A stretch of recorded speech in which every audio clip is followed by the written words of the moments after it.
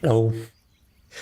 This is my third attempt at starting this stream, having some technical difficulties. Give me a moment.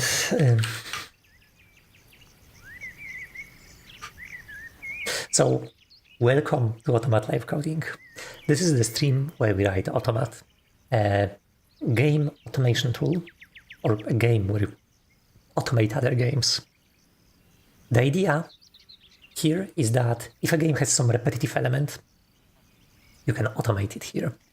You can, the most common tool is macro recorder. Macro recorder allows you to record, you guessed it, macros. This is a macro. This is a macro which moves my mouse, then presses the mouse button. You don't need to press the mouse button. Just want to move my mouse around. You see? This is a macro. Moves by itself. The objects in Automat can be connected to other objects. So here I have a loop. So it executes mouse movement in a loop. You can disconnect this. You can edit stuff live, and it has kind of immediate effects on how things work. So, yeah, this is it. Tadoom says, Witchcraft! It is. It is. I am slowly kind of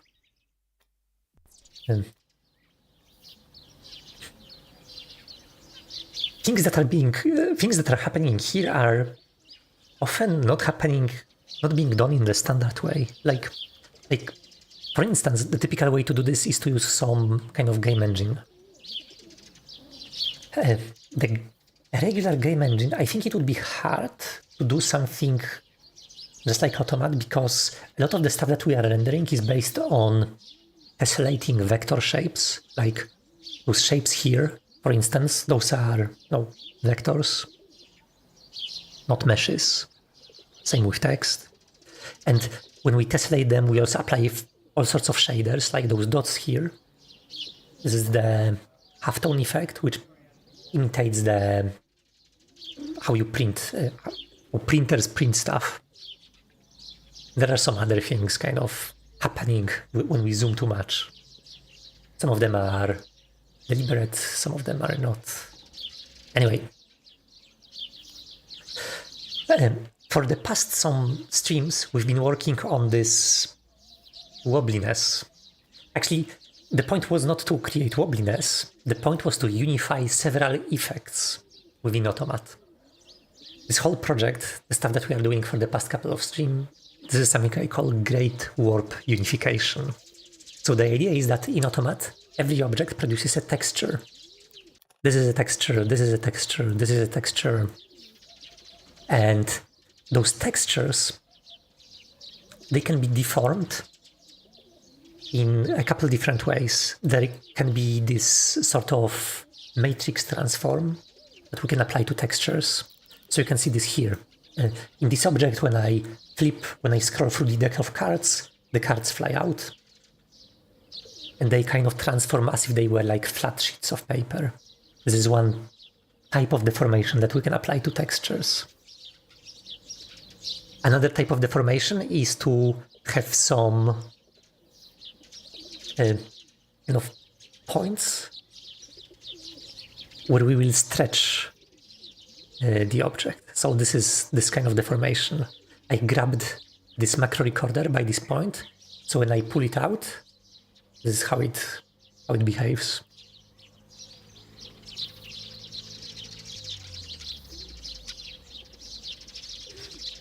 Okay, plan for today. Actually, give me a sec. I need to delete the stream which was silent. There was a silent stream a couple seconds ago.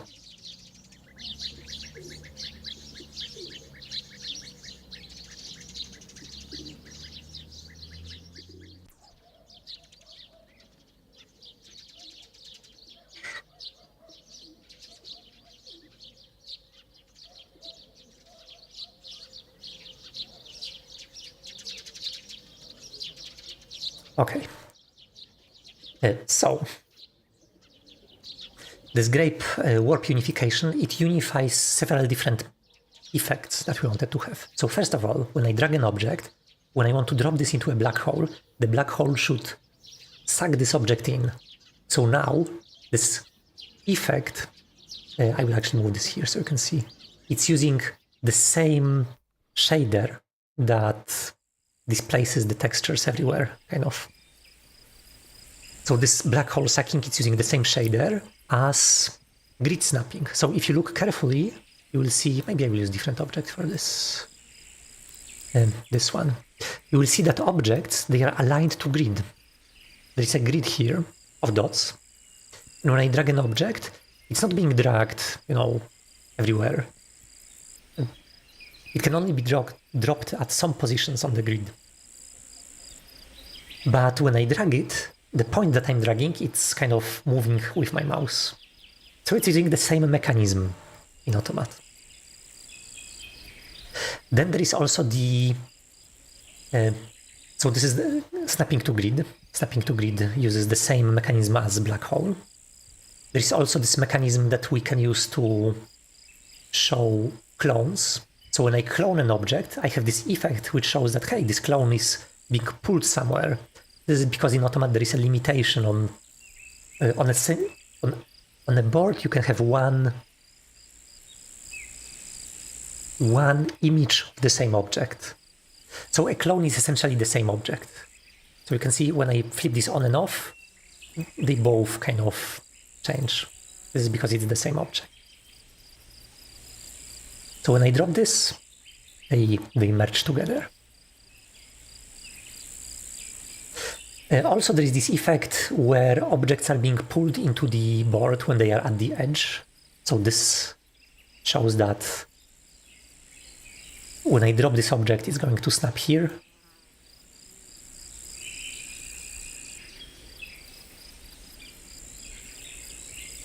And there is even different effect. You cannot really see this here, but when we are rendering stuff, on every texture, we are recording some important points, some kind of anchor points. For instance, the point where I press my mouse button, this is one anchor point. So when I'm dragging this object on top of the board tries to position this object somewhere. So this is where the wobbliness comes from, because the anchor point and the position requested by the board, they disagree. We can see this as a texture being stretched. So this is why wobbliness is kind of a side effect, really, of trying to combine those two constraints. When we are out of the board, this constraint imposed by the board that, everything has to be aligned to grid, or things have to be, placed within the board, not outside of the board. This goes out, and we can just reposition this texture directly under the pointer. So this is another position where we were using the same mechanism, those anchors, to reposition the texture so that it's directly under the mouse pointer. It's not perfect, right? But it's very close, and it allows us to it allows us to render stuff with latency which is lower than if we were using a normal game engine. It's basically using something like reprojection, but not in perspective, but in relation to mouse and touch positions. So this is something that allows us to get very, very low latency. Because all of this deformation, it doesn't happen during command recording, it doesn't happen during GPU rasterization. We render this texture normally. This deformation happens during compositing. This is like the third step of rendering. And it's different, like nobody does this like that. So this is a fairly unique rendering system that has very, very low latency. It looks cool. It's very responsive. The plan for today. The plan for today is we are going to try to fix some of the glitches that this system produces. There is something I don't like about especially this effect. When I pull something out, I would like this object to be essentially here, but to have a very long, stretchy kind of noodle pulled out of it. This is something I think would look nicer. But we will see. And another effect, this is a bug. This is a bug. When I clone this macro recorder and drop it, it disappears instantly. This is very weird. I need to investigate why this happens.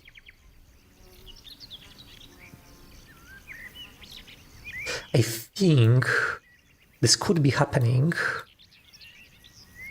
because I'm maybe waking the macro recorder.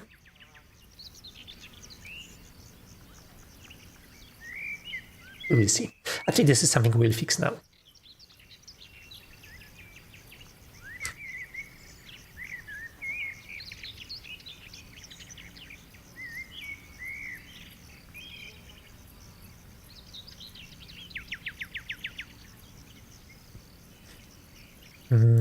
Okay, first, I need some debugging. Patient CPP is probably the best place to put this. So when I drop a clone, this is what's happening. We are setting this merging property. Okay, it's large. We're setting this merging property. We are animating this target, this anchor.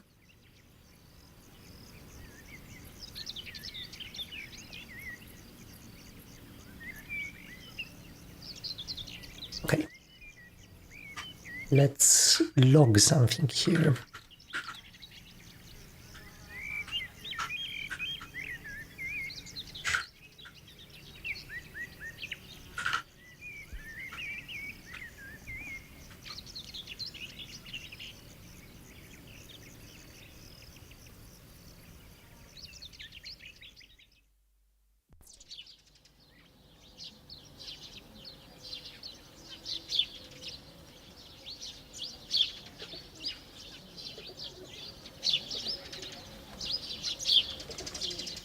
We'll get this object, we want to test on this one. Oh, when there is another issue where the prototype appears too suddenly.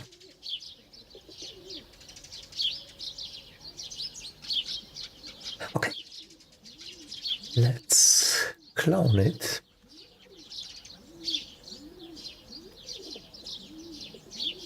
Okay, so this marking macro recorder widget as dead, this is happening way after it disappears. So the issue happens elsewhere. So the location seems to be doing a good job. I think maybe in macro recorder there's this issue.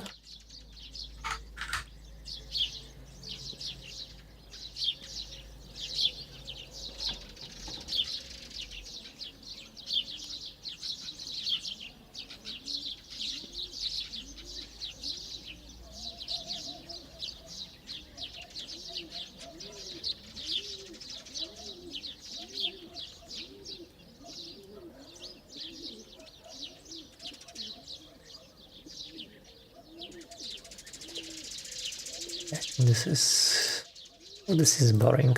We do not seem to have any interesting code that could interrupt rendering. It is being called from here.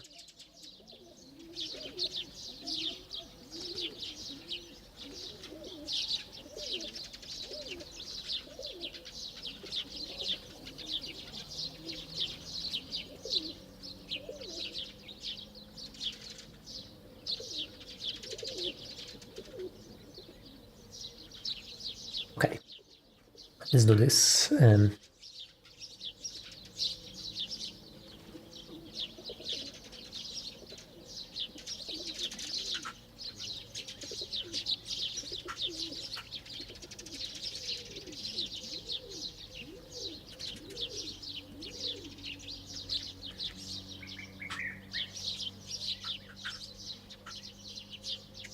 merging to a name.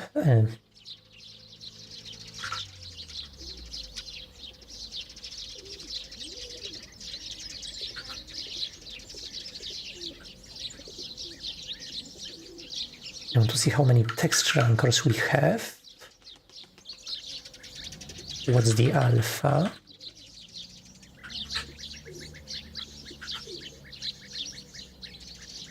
Alpha.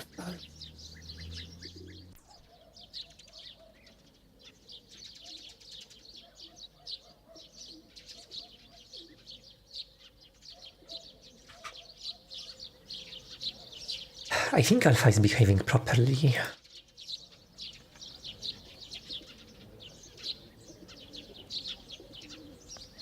Why would the texture not render when it's animating?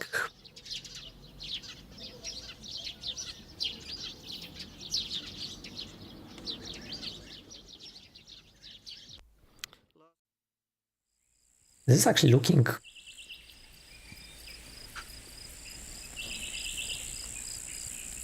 perfectly.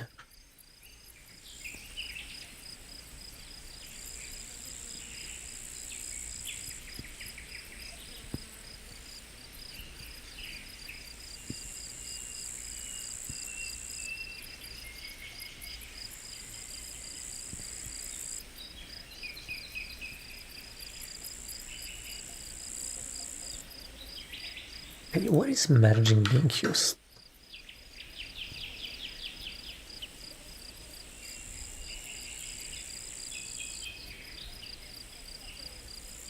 When I drop something,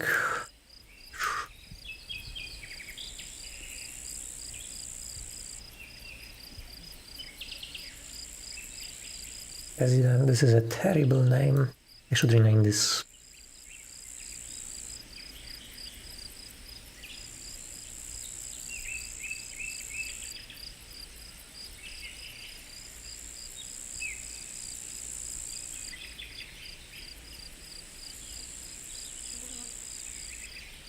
Oh no, this is resident.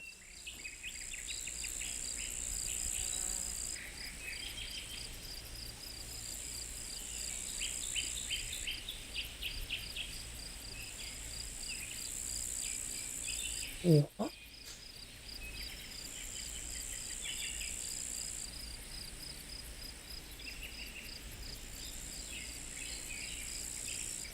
This line doesn't make any sense.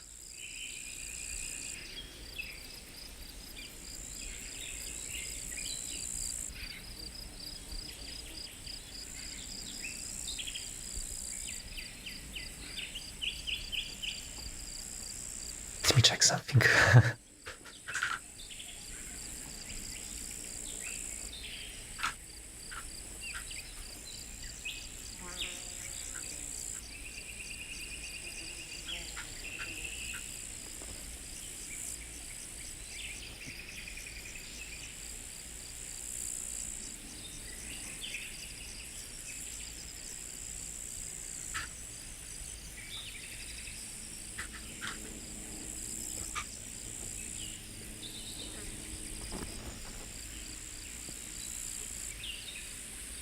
Whole idea is that we have two widgets for the same object, so it doesn't make any sense to reassign this pointer.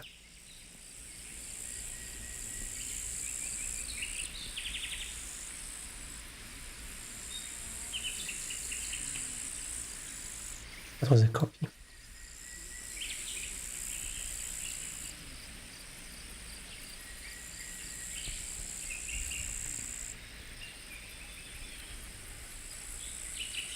What?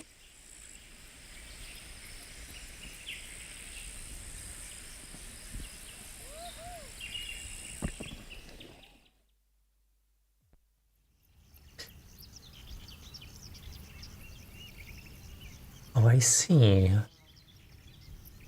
Oh.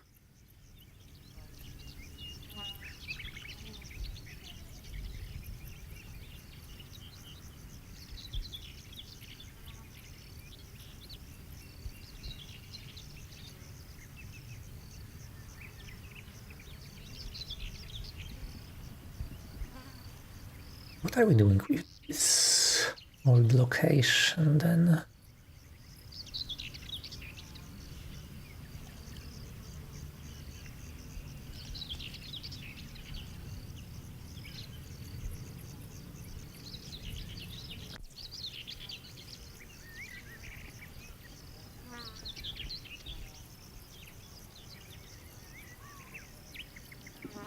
Gift board. Oh god. Those are function names invented by LM. Setlankor. This is the most meaningless name. And that could be invented here.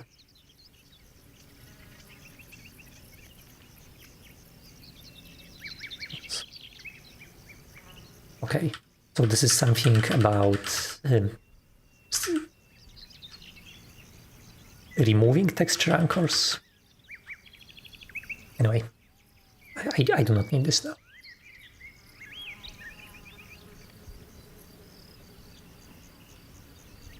There is some acrobatics happening here. This odd location that we are holding here is going to be deleted at the end of the this code.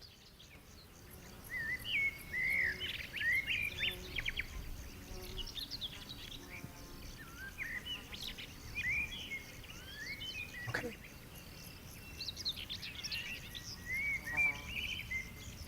One silly thing is that we have a reference to an owning pointer, which is silly. I should just do get. Or sorry, not get. This. Just a regular reference to location.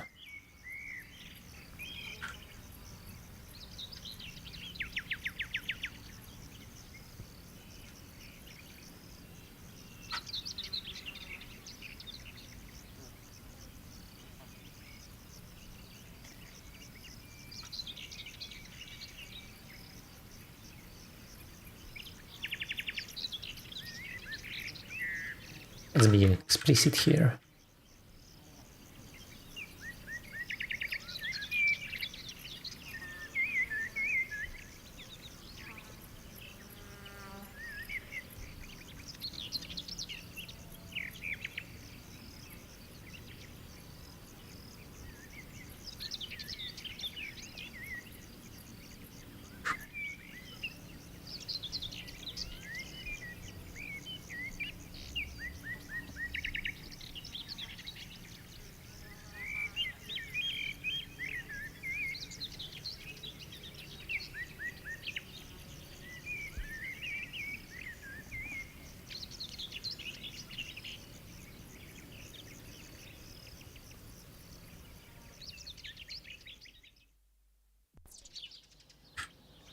Okay, so what we are doing here, we are taking our widget and we are changing the object that it's attached to, which is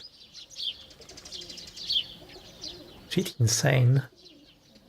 And also, I don't think it's correct, because I think toy is this owner.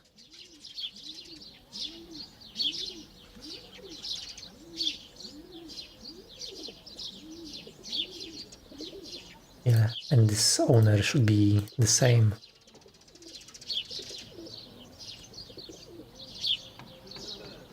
This is, you can tell this code was written by an LLM because there is a redundancy. Like, there is an existing variable here, but for some reason it was copied and now it's here with a slightly different type and a slightly different name.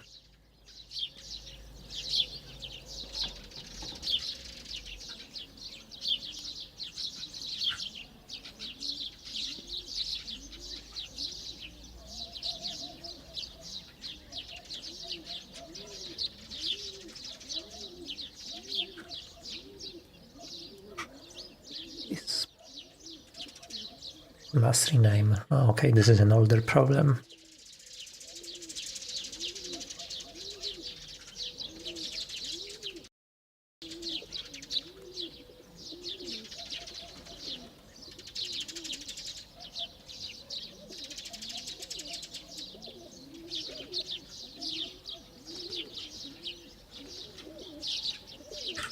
Where is this used?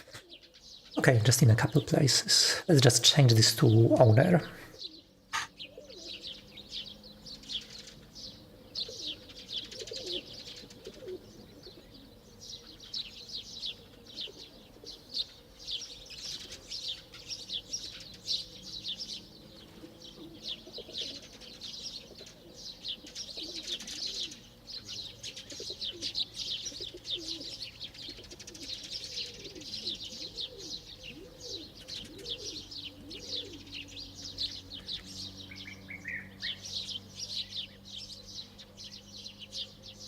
Yeah, so this is the owner.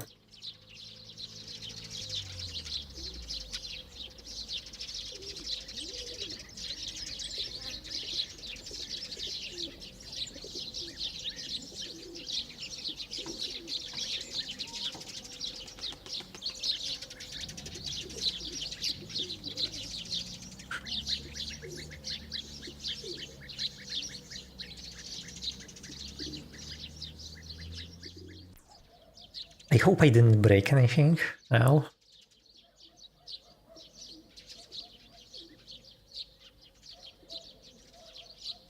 I might have.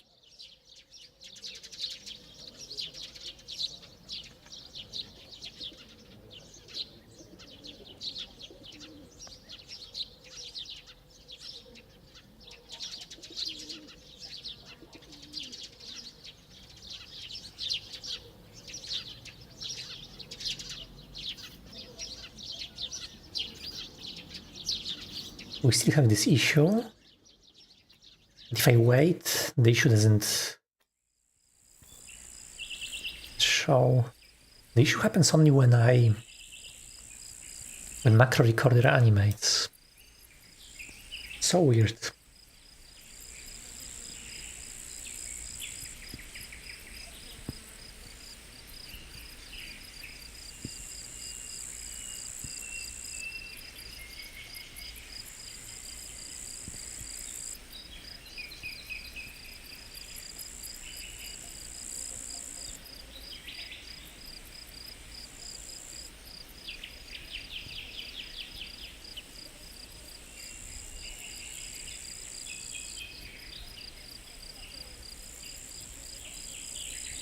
It's not a good name. The name should stress what's different about this location versus the other.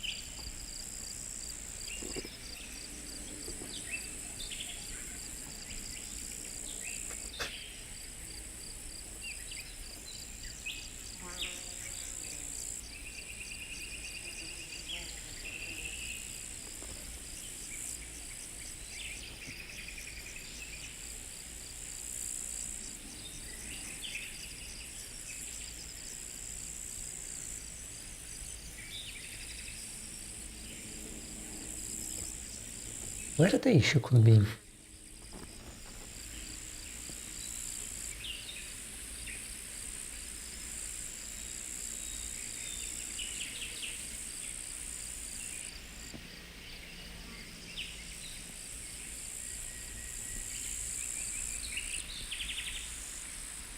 Hmm.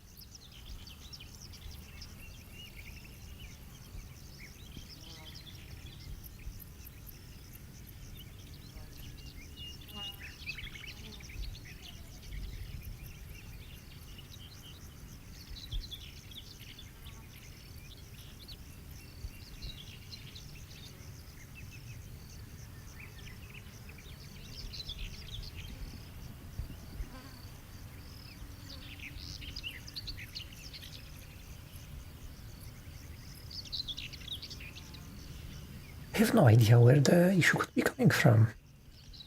This is behaving properly. I would change this to linear approach actually. The alpha should be linear.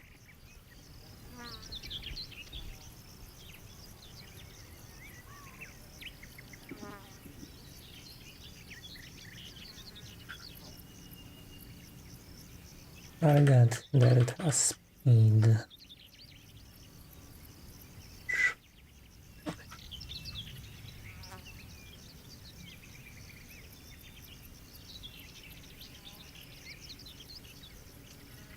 Pom Pom says, Name.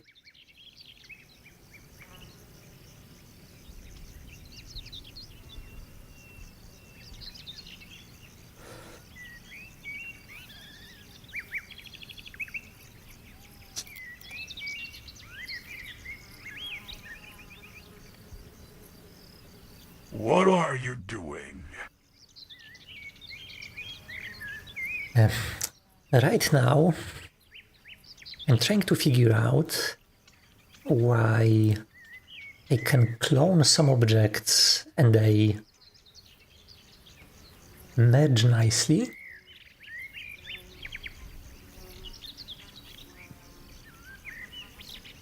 But some objects, they disappear suddenly. I mean, I kind of know why. I have a very good lead already, but I still do not understand the mechanism here. If I wait for a long time with this LDMI dragged in the mouse, then it should merge properly.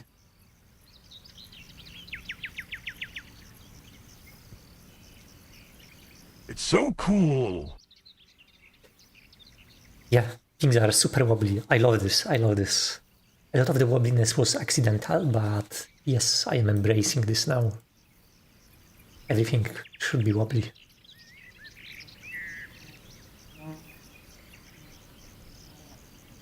Still, without glitches it would be even nicer. Linear approach. Let's change the speed to maybe 2, so that it will disappear faster. I think alpha is what keeps the animation. No, probably position. Tadoom says, Automat waiting soon.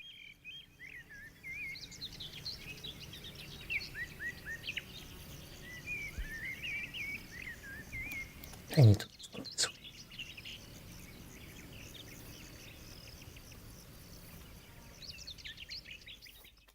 Yeah, that alpha was just a very small change, but it looks nicer now. And the animation can finish also way faster. I will change the logic so that when the alpha hits 0, we do the mark as dead or something.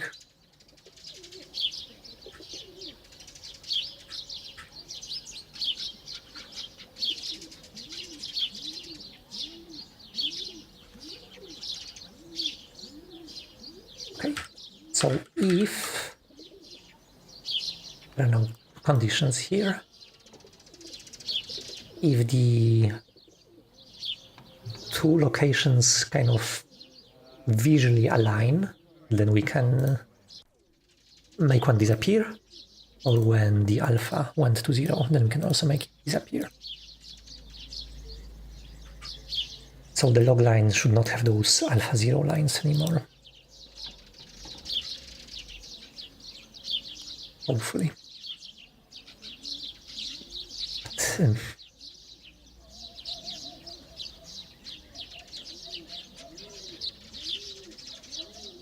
still have no idea. Since the problematic object. The moment alpha hits 0, we mark it as dead.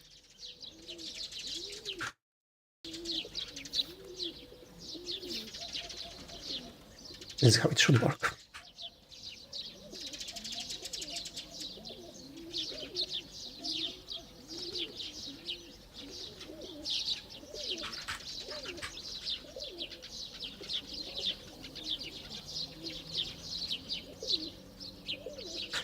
I will commit the stuff that I changed. I will just check if I didn't do anything silly. We removed another redundant variable. Nice. This is actually a big improvement. Didn't change the behavior, but you know, this is like the biggest source of bugs in programming. There was even the paper called No Silver Bullets by Brooks, which talked about this problem of having the same information in several places. So whenever it's possible to merge them, it always reduces the possibility of having more bugs. Instead of location weak, we are using another member. I'm merging this with the other. I'm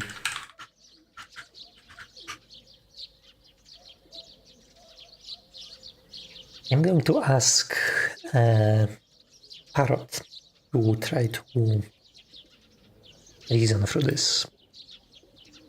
Because the problem is definitely not within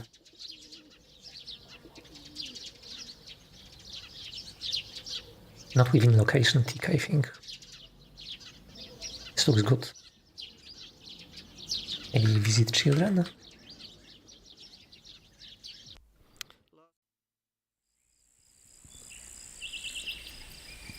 No. Just... yeah, I have no idea. Why is animating toy behaving differently from the one that is not animating?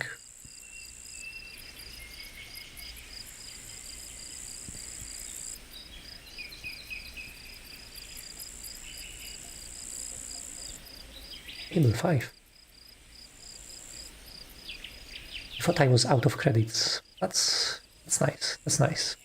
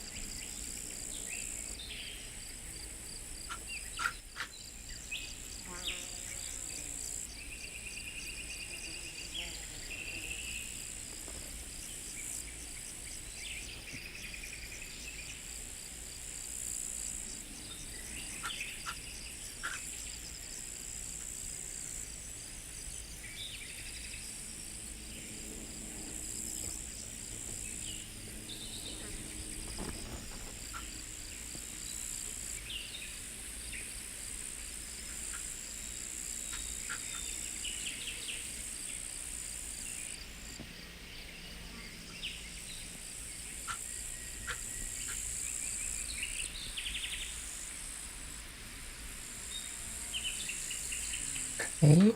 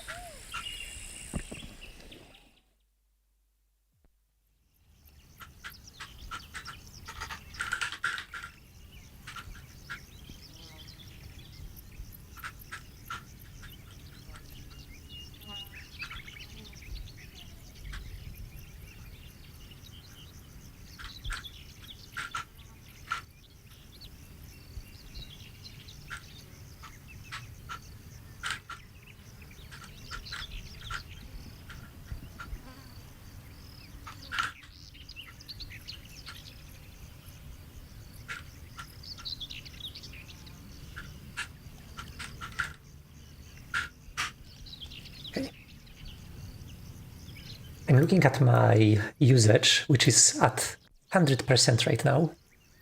So I'm not sure if it's going to be able to read through the code, because I'm using this. Oh, it switched back to Opus. Okay, I see. Okay. Opus is the... It's kind of really stupid. I really felt that it was kind of smarter before. But yeah. I, by the way, already asked it to fix this bug, and I did this twice. And on both times, the fix that it fixed was... it's not able to find the root cause. It's only adding workarounds. And the root cause...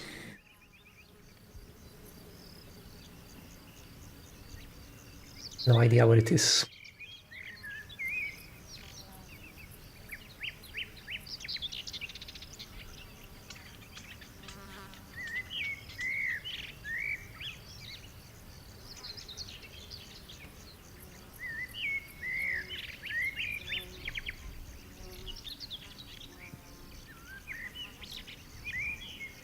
Okay, so if the original location is gone, we do this, mark dead.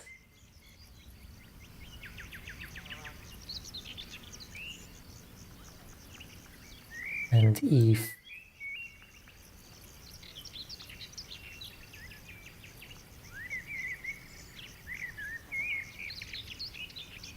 this is the case.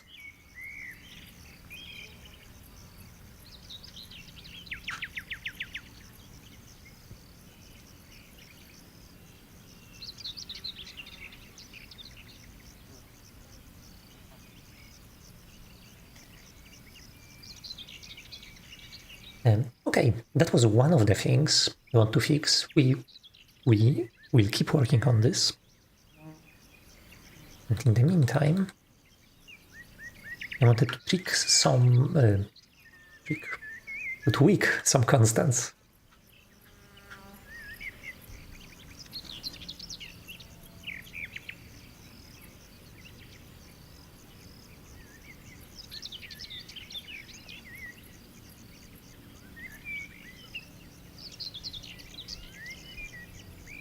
Especially the way that we do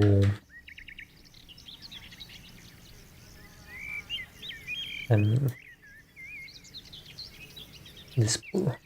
Spool should be way smaller, sharper. Need to find the shader.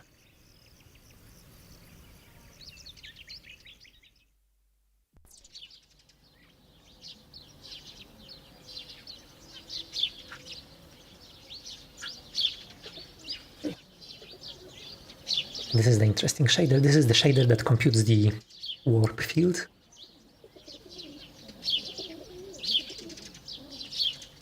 There are some constants here.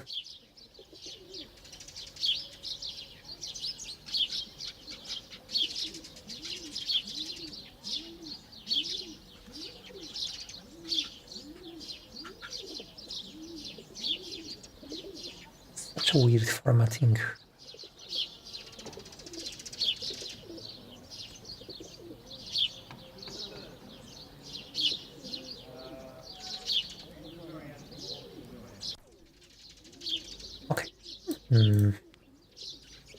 So this is the displacement.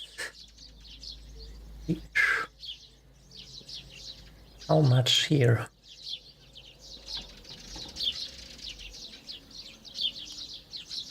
But I think this is actually the opposite of shear. It's more how much rigidness. It's not squeeze, this is rigidness really.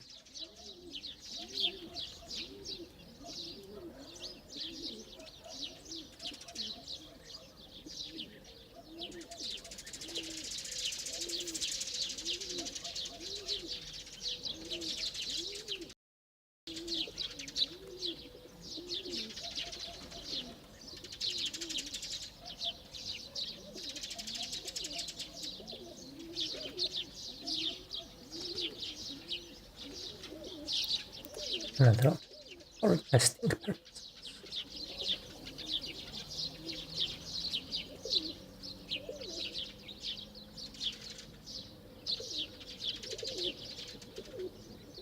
remove this completely.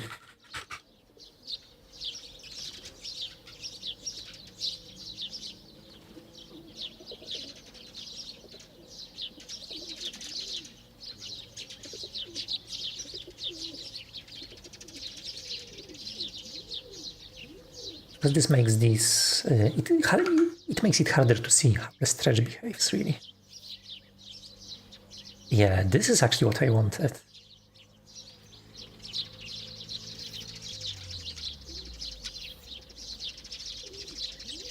Absolutely. It's fantastic. And grab it by the beak. The section around the beak is kind of flat now. I love this.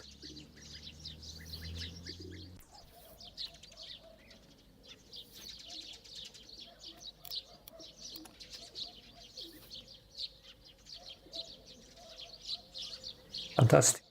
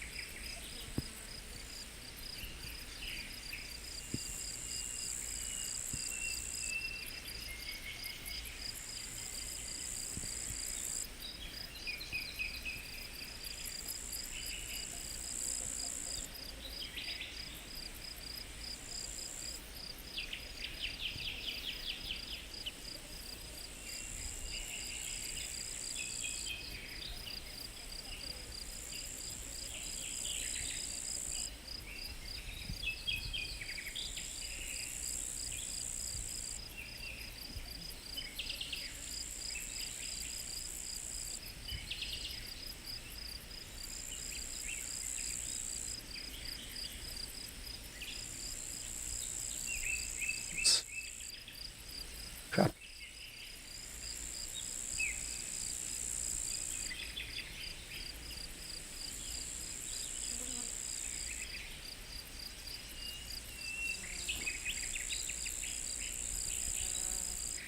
I just activated this option for extracting files.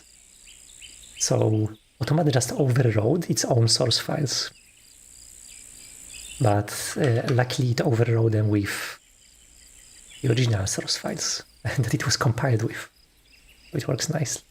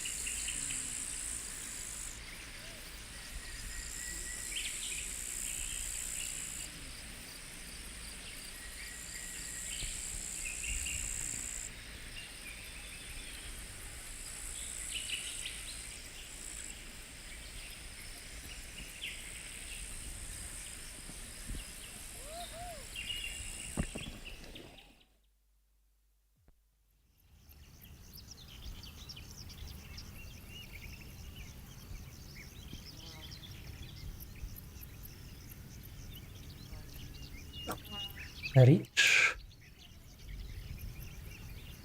And why do? Okay, it's just some intermediate variable.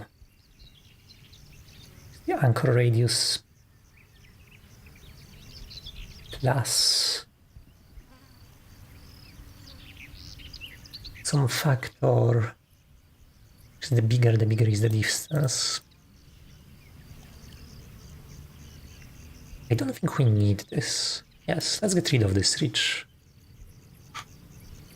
It was behaving strangely because it was causing this dragged section to get larger the further you pull the object. So, goodbye. It looks better without it.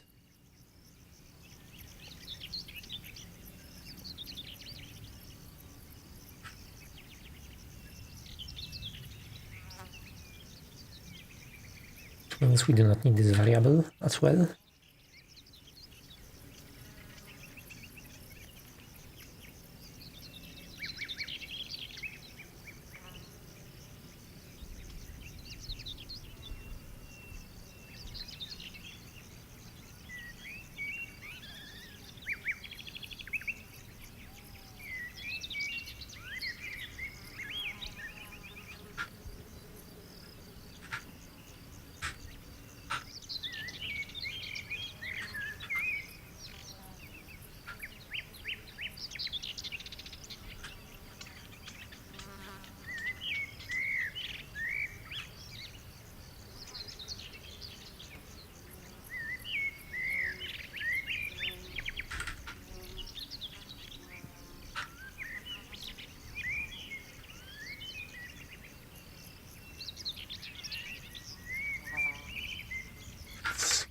With the readability a little.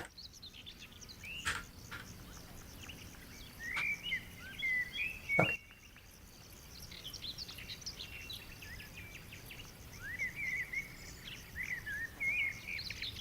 So now we have this two grip. Let me check if I didn't broke anything.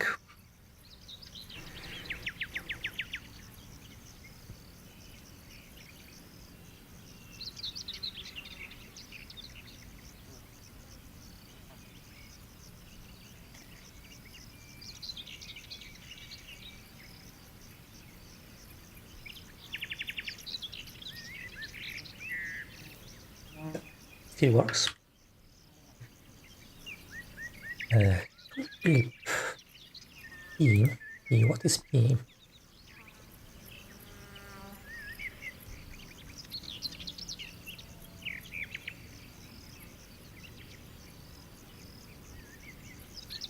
This is the local point transformed.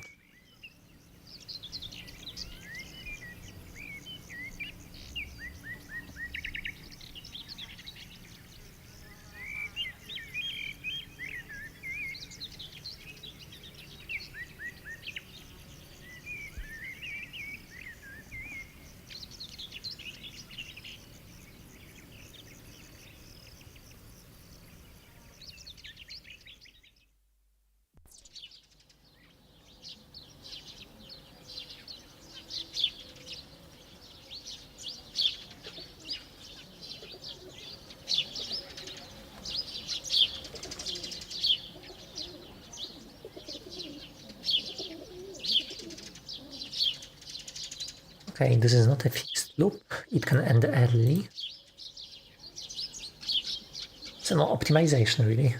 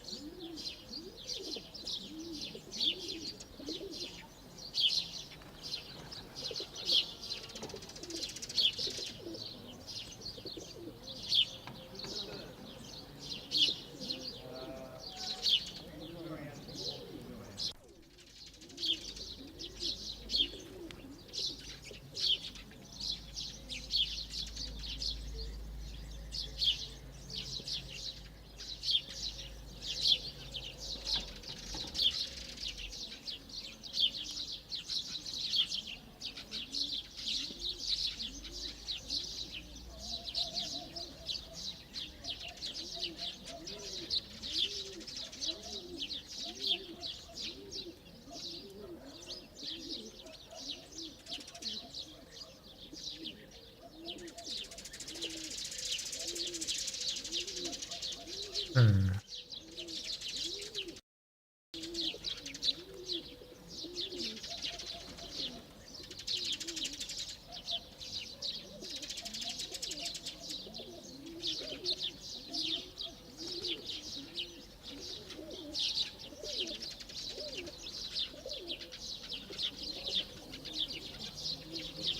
weight here.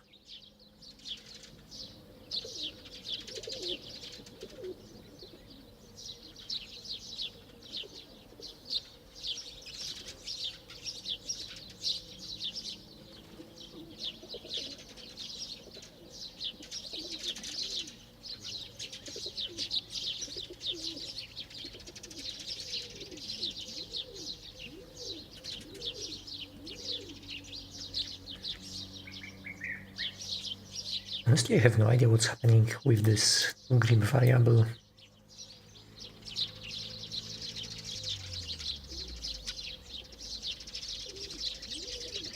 I know this is moving the point where we are going to sample.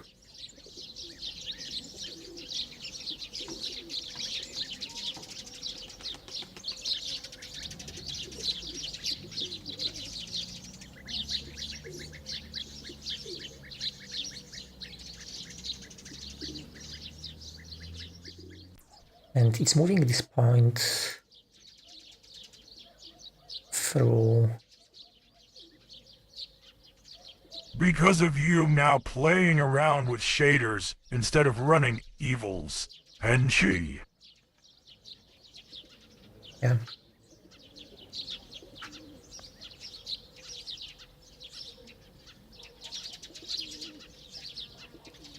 So what this for loop does is it goes from 0 to 1. Here. This magic here is just going from 0 to 1.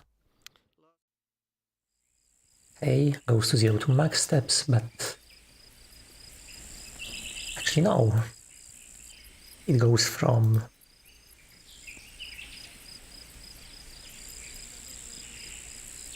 almost 0. From slightly more than 0 to almost 1.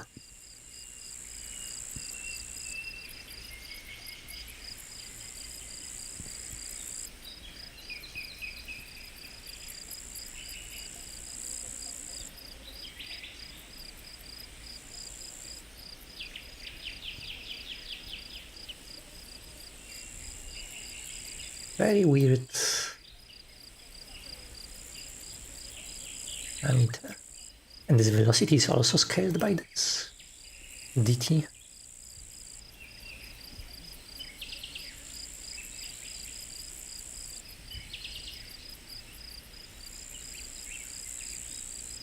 This is the only place where we're using t.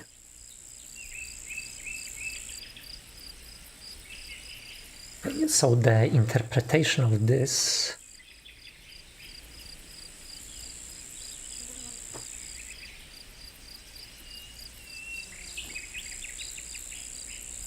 I know I never hit 0 because 0 would be of useless.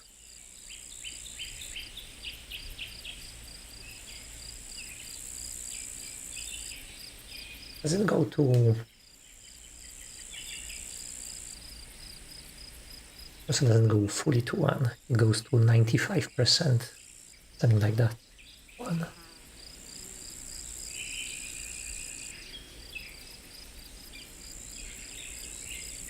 So this velocity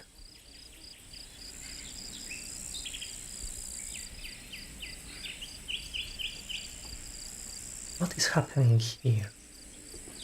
I think if I could see this from the end, I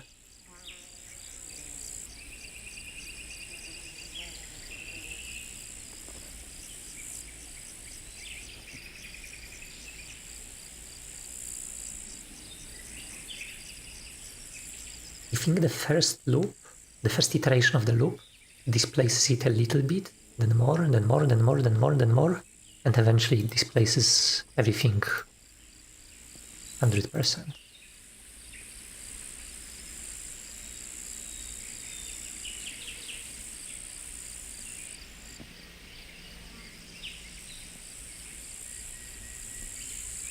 Yeah, this is how I think it works. Asked Opus to add parameters for WebGL shaders into the URL. Yeah, it's very useful for those plumbing jobs.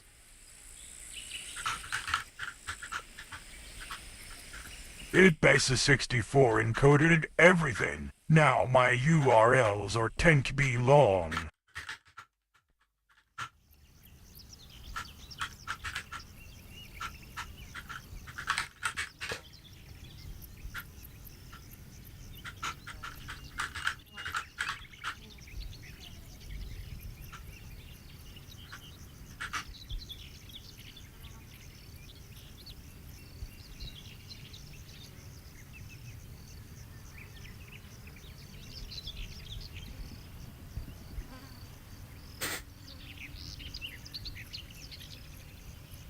This is a lot of parameters. I thought you were talking about uniforms or something like that.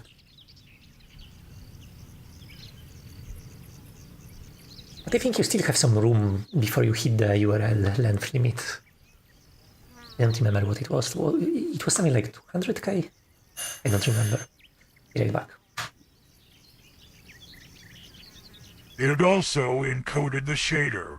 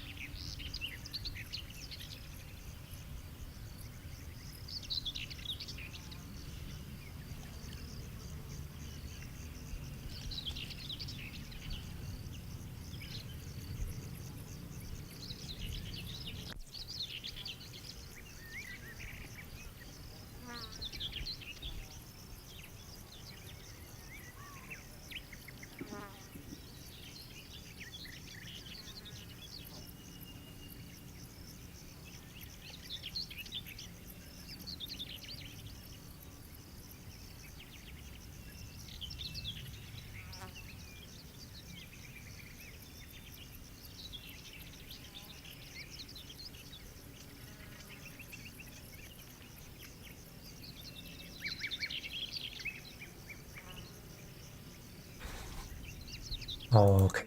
I'm back. Took a second, but yeah, we can continue. Okay, so here's the explanation from Opus about why some objects disappear suddenly. Merging freezes and clear. I know this. So it's displeasure. Displacement is measured against the anchor baked into the last rendered texture. Okay.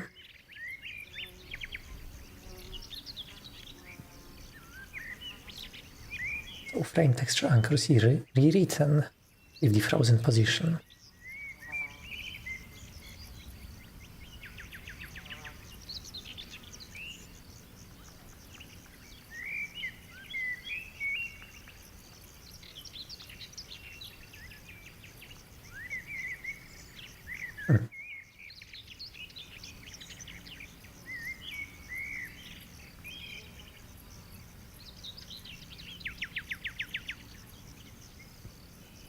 That's true. That's true.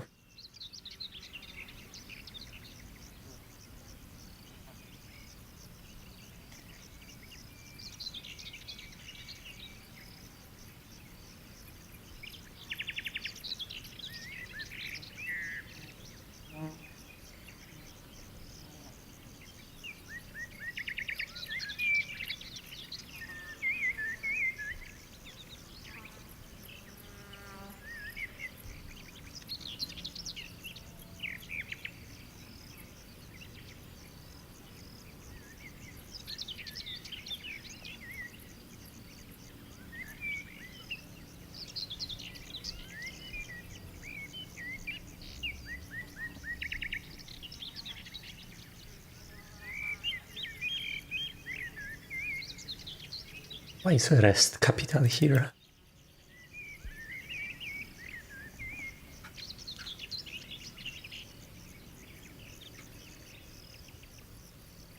Okay. Xander invented term.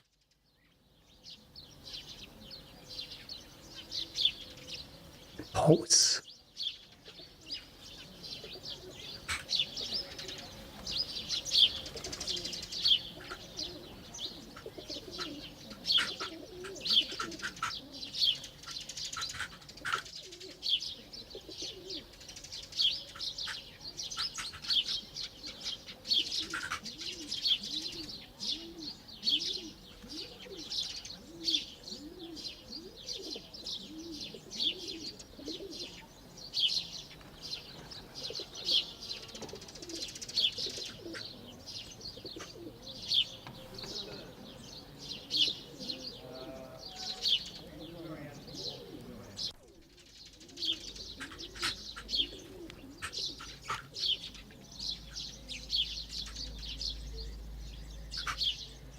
I don't know how to make this model speak like a normal person. The clone is drawn at the original position with no shift because macro re-renders every frame and overrides the sort anchor position.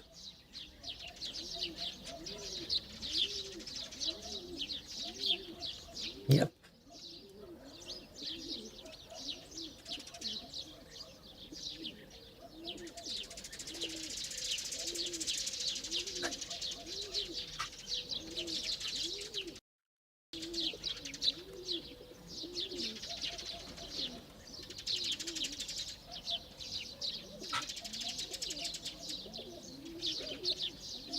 Prose.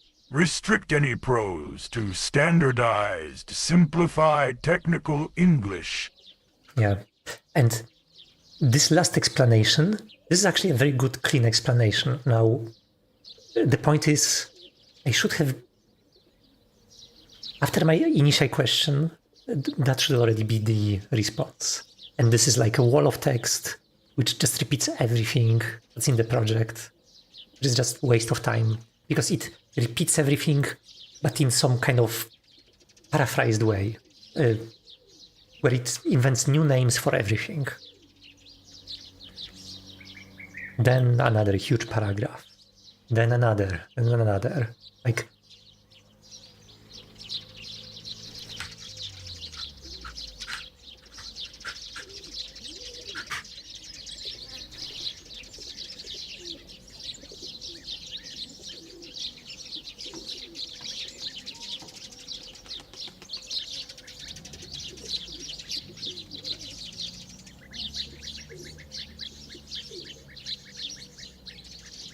There is still one more thing I do not understand, is that the anchors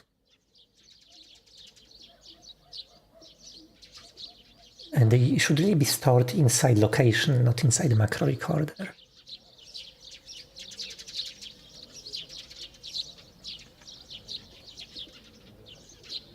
What's that OSC hook?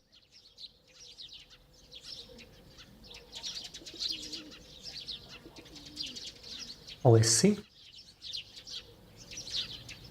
In Claude.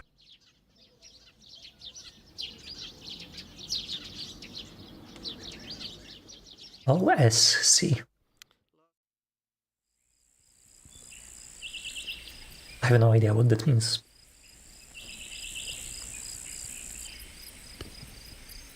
I do not know the acronym.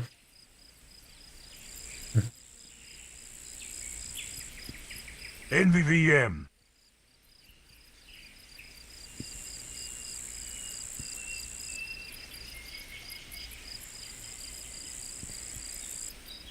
We are modifying toy parameters.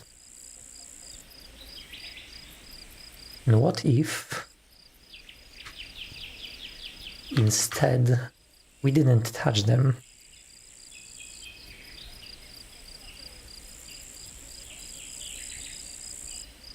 Okay, we'll just see if I can do this. Extra anchors.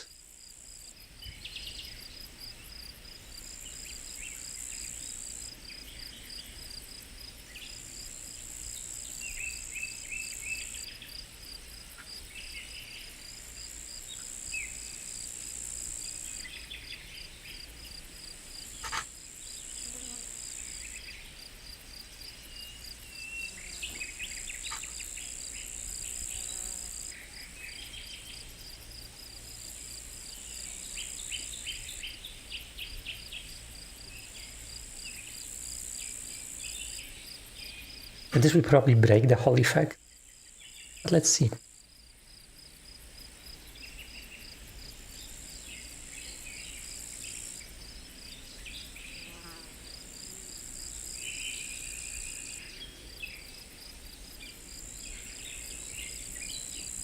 And there is inheritance for those implemented.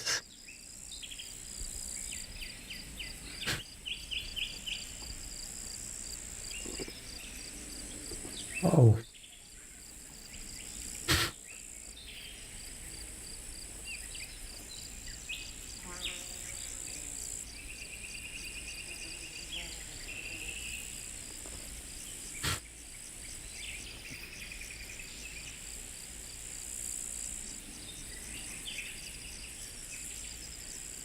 I'm forgetting to clear the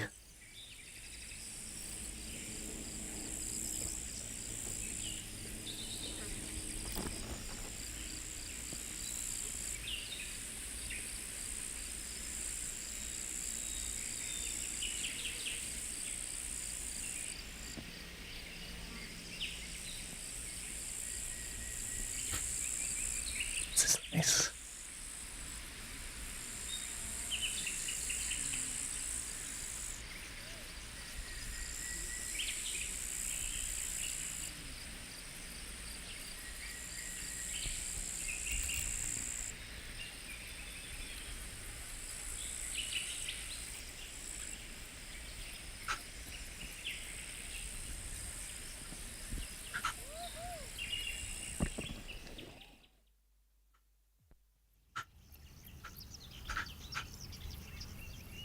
So now, if I create a clone,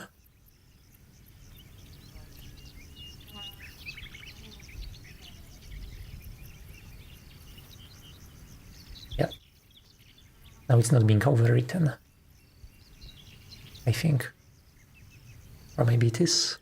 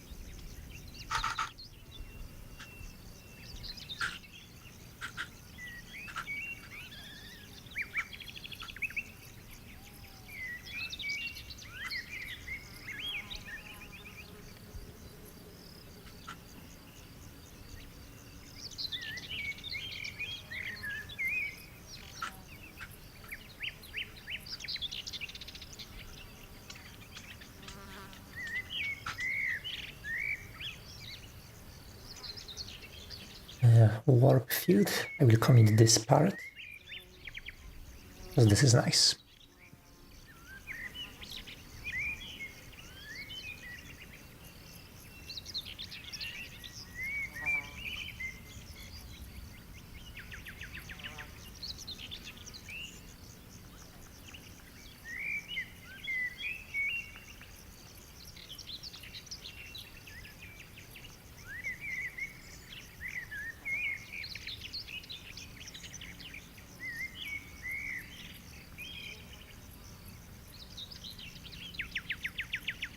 I think this is not going to be necessary.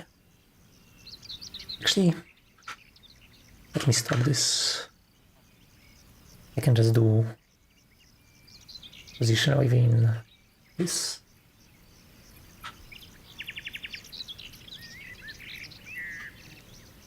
And that should help.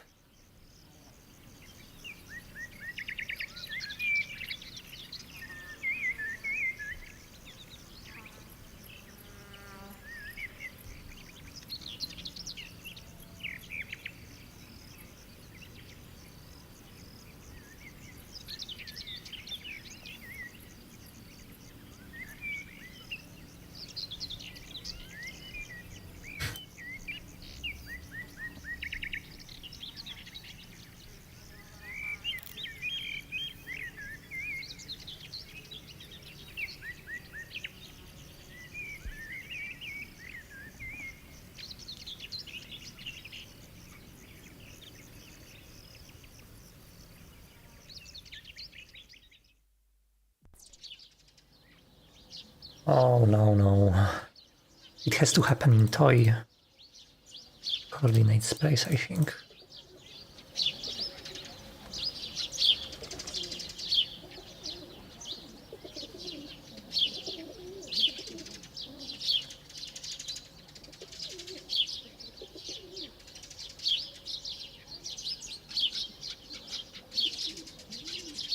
Because there is this local to parent weight being used. Okay, we will undo this.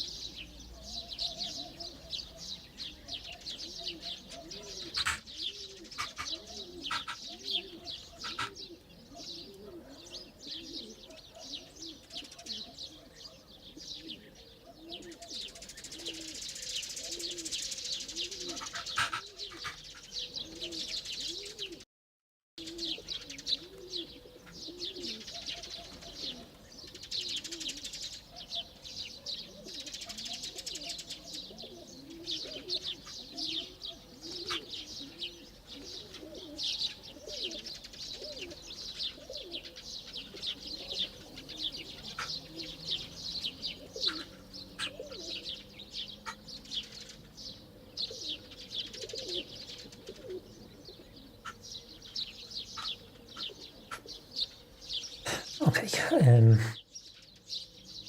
anchors. We need to take a look at how anchors work, because we could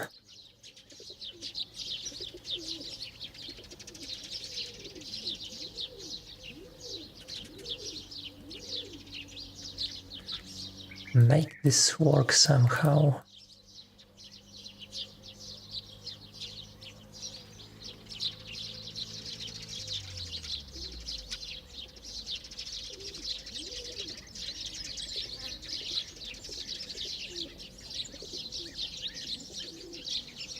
This is what happens when I'm dropping the object. I'm leaving the anchor at this position.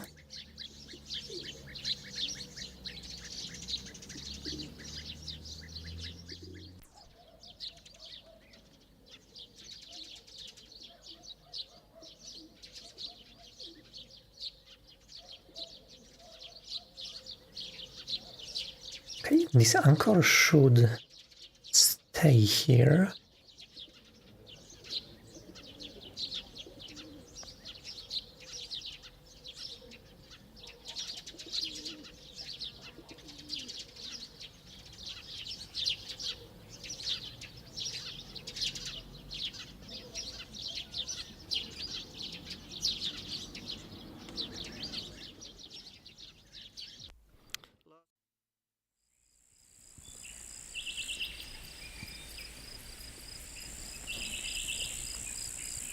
I think I should use this variable here.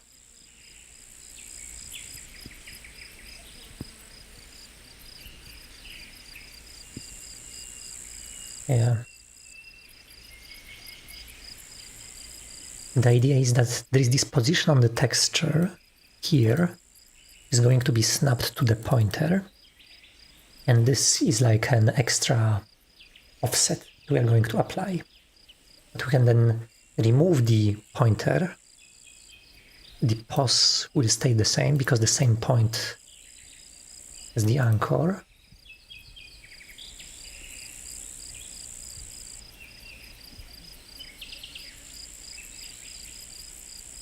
And this will just specify the stretch, this kind of path.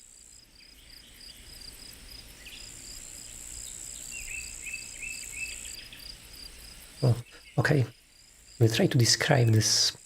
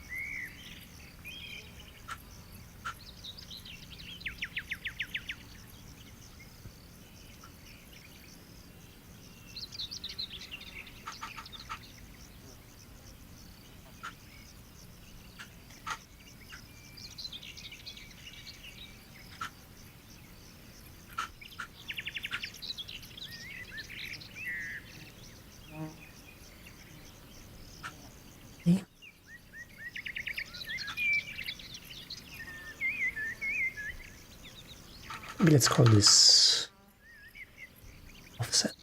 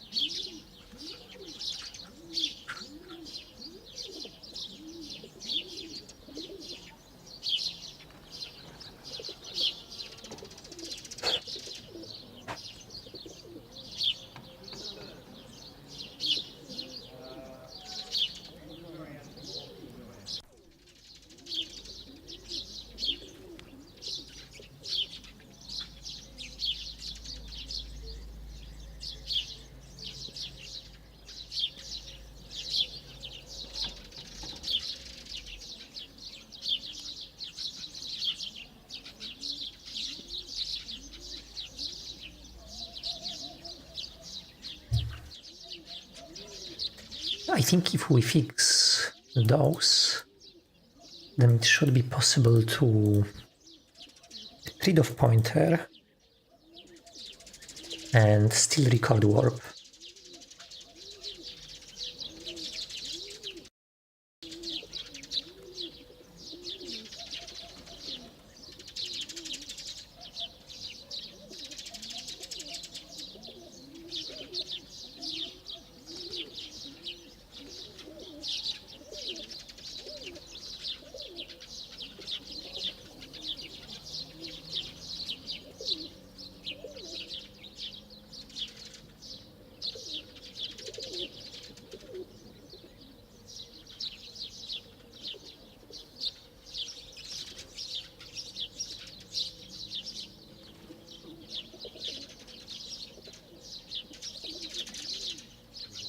I need to explain this clearly because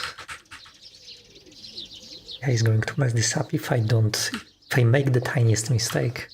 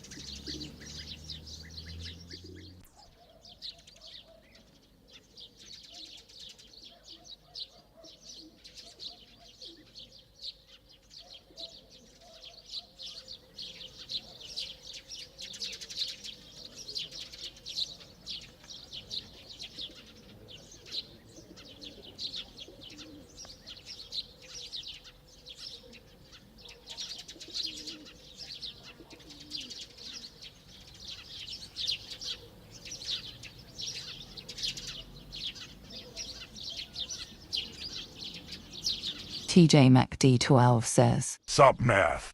Hey,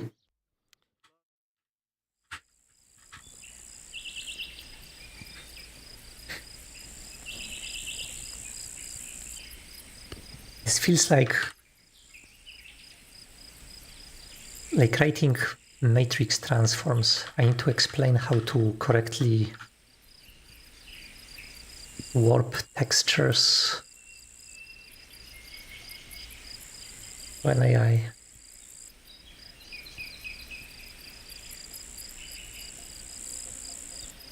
So we see Who writes like that?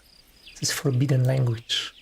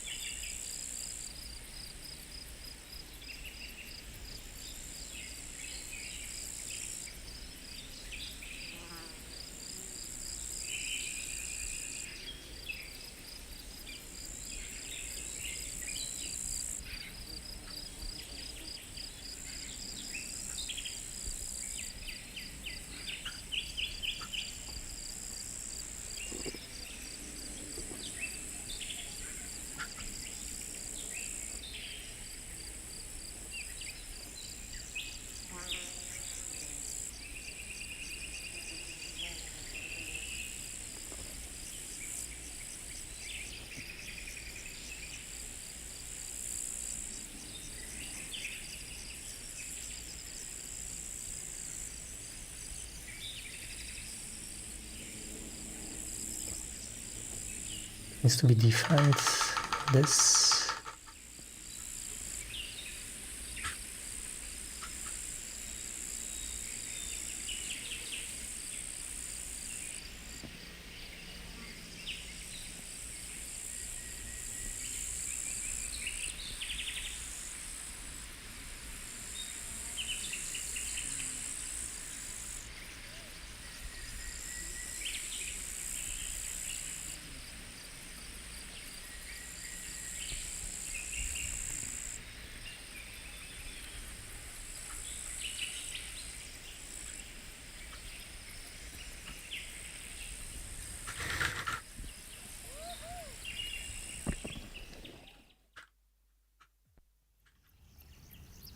Meister Chica says, URL.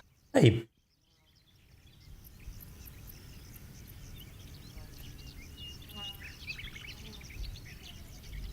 Some new episode.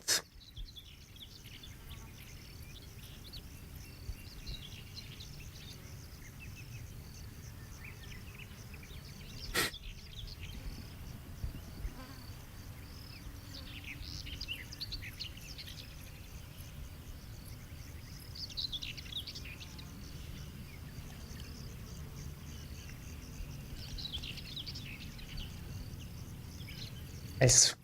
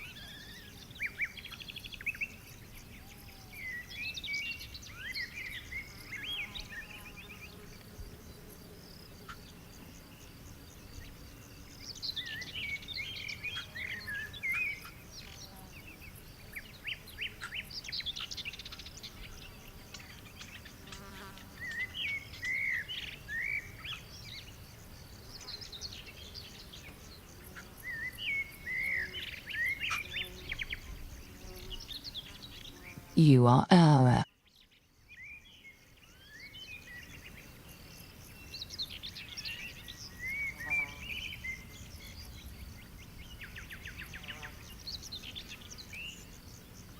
What if chess really had offside?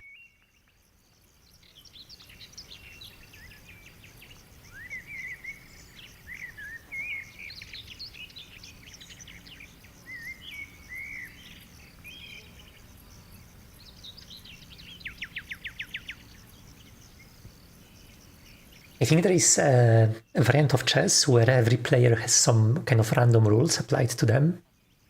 Like,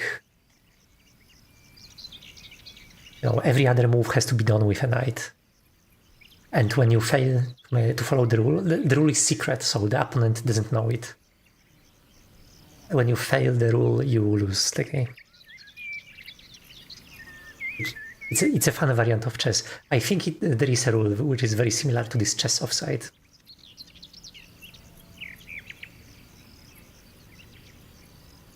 Hey, about this design, I think I could just flip the roll of warp by.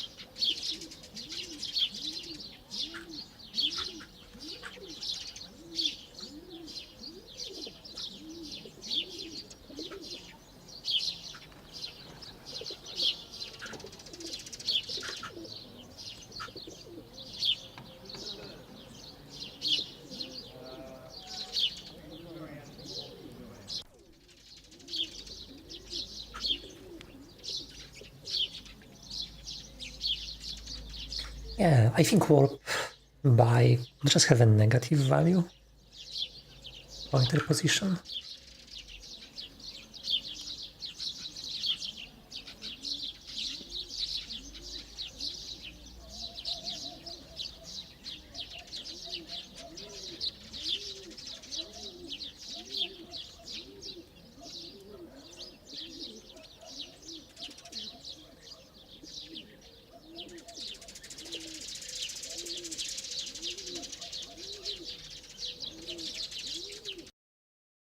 No, no, no, no, no.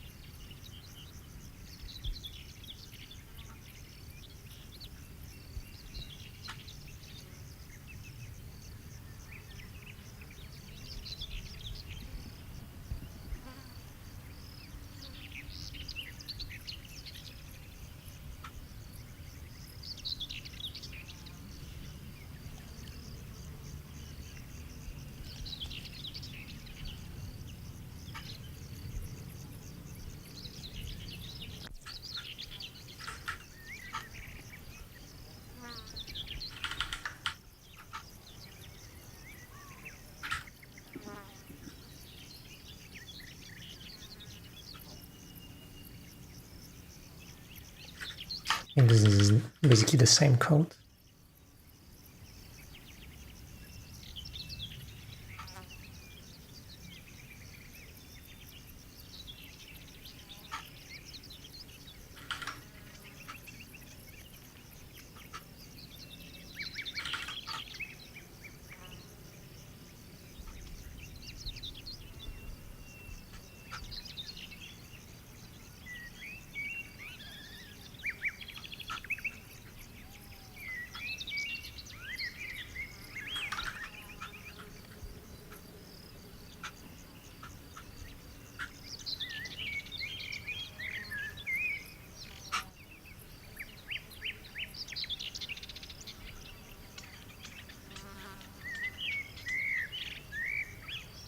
Okay, be right back.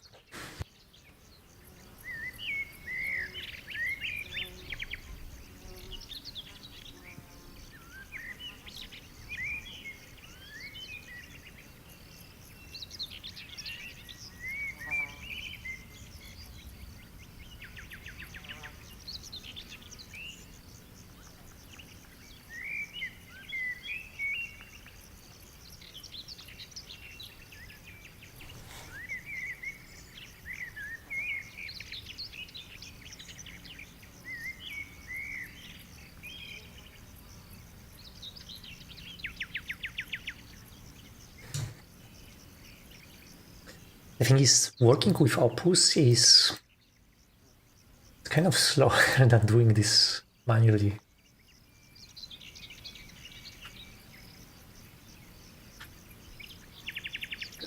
Let's continue playing with the warp field.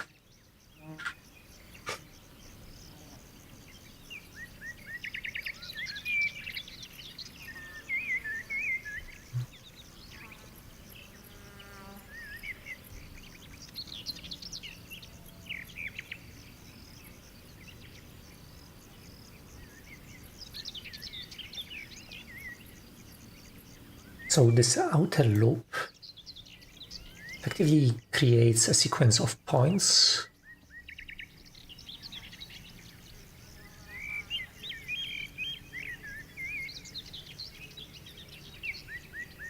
and creates a continuous pull. This waviness is exactly the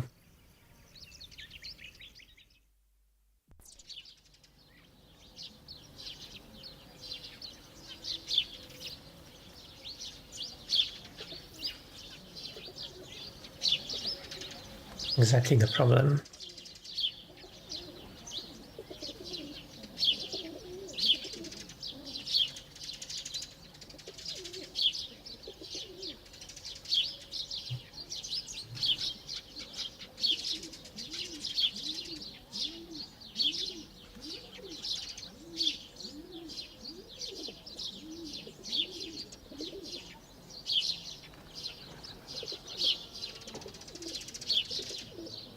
This is the wing. So this is the distance from the current point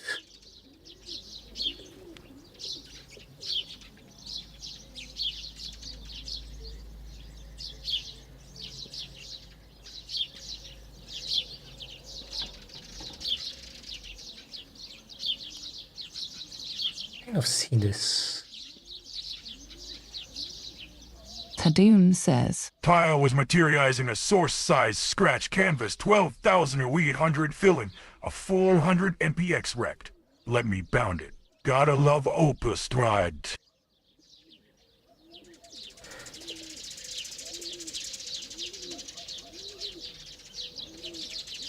It loves saving you from the troubles that it generates. It does so in a very reassuring way.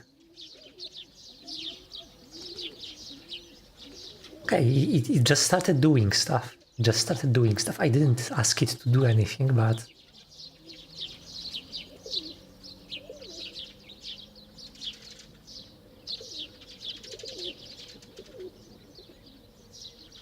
fraction of the displacement that is enforced.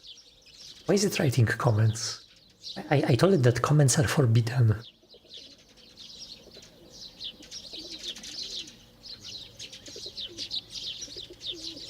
Okay, we will see. We will see what it comes up with.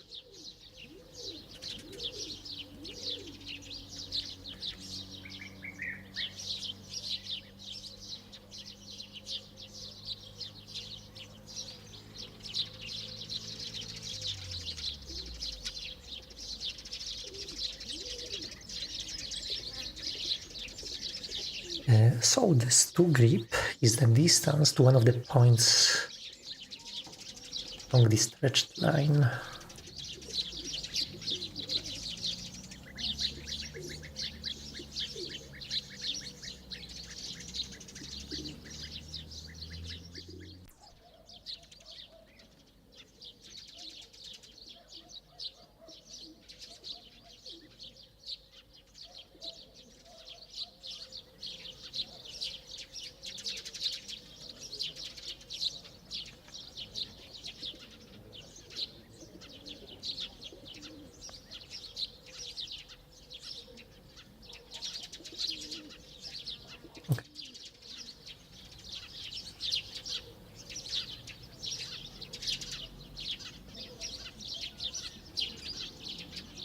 So this is how I'm forcing the local flatness. Nice. Meister Chica says, URL. Right.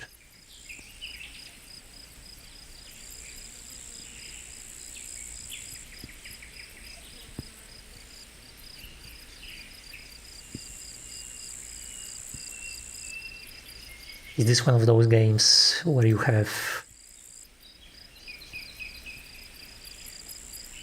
custom rules? What's the rule for duck? Yes. In addition to usual pieces, 2 players have a joint control of a small rubber duck, which acts as a blocker. Okay. Duck must be moved. Heavy moved. Interesting.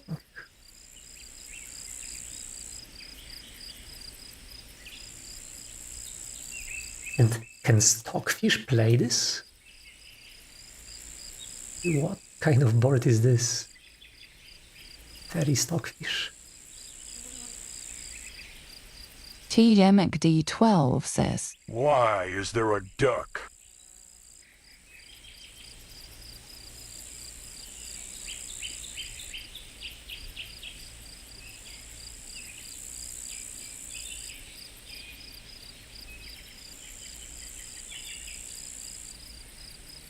Meister Chica says, There is Brazilian variants. S-Cockfish can play.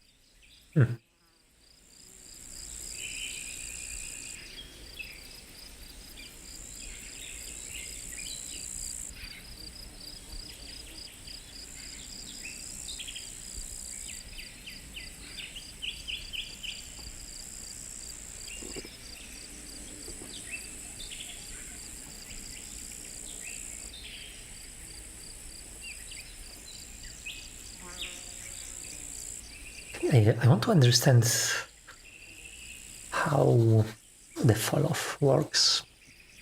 Looks to me like some Gaussian.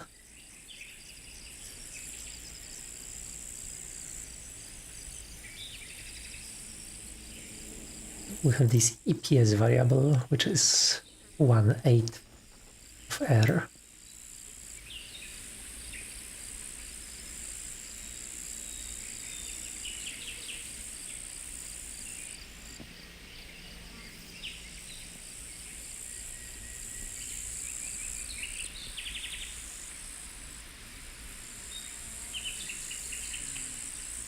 Did you know that IISLU can do VEC3, VEC3?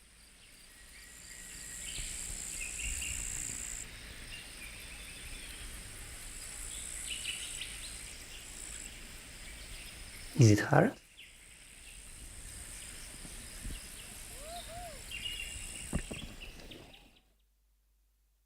It's like component by component.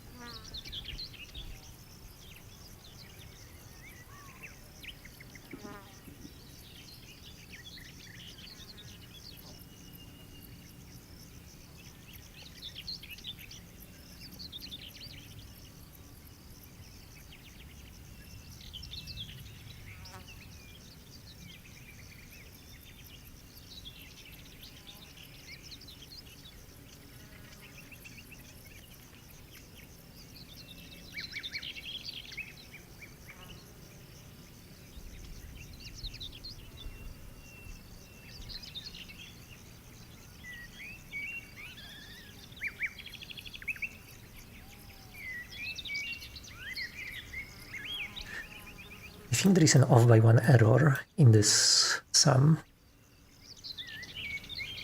So this plus half.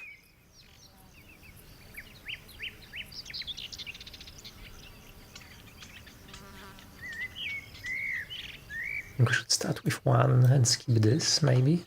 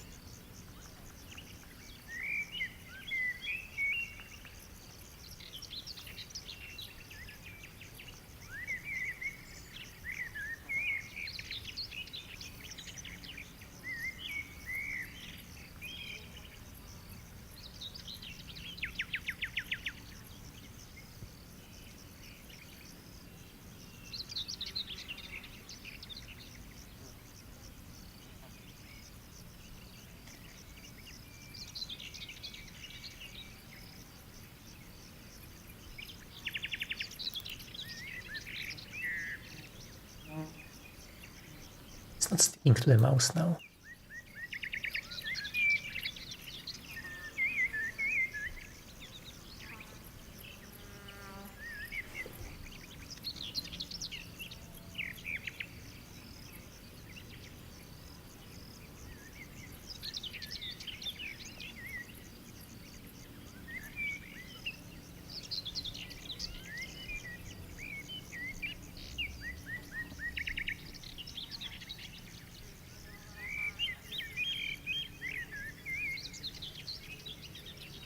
It's also not sticking now. So maybe like that.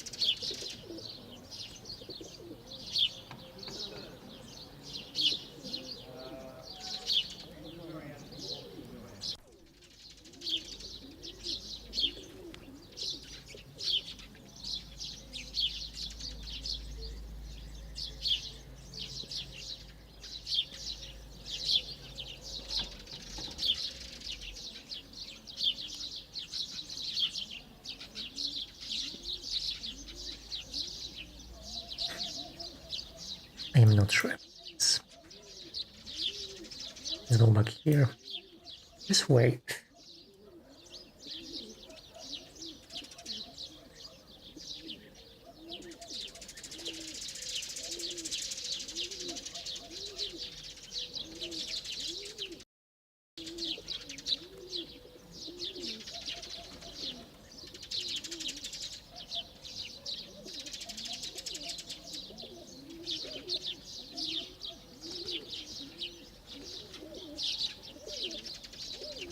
This is kind of what describes this region that we're dragging.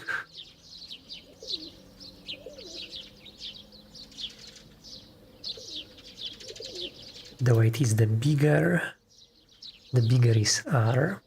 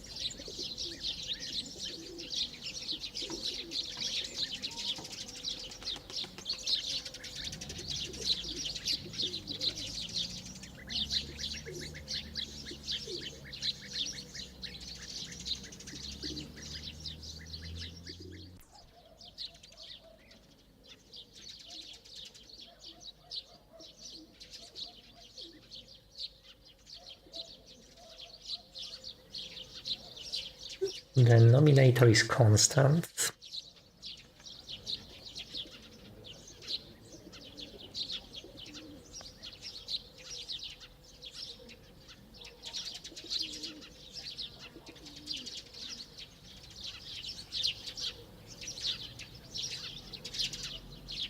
Ah, my head. What's going on here? It's just some hyperbolic pull.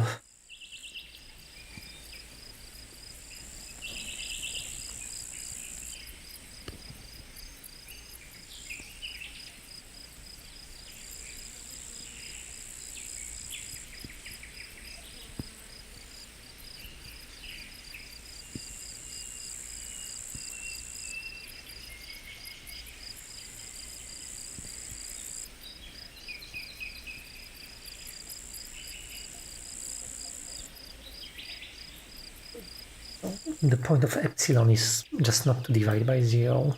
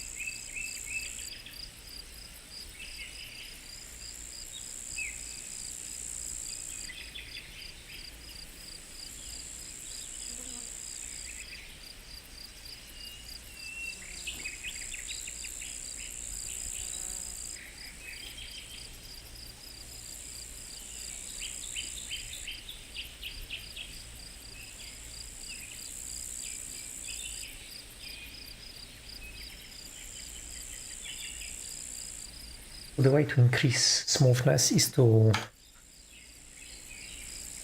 make the denominator larger.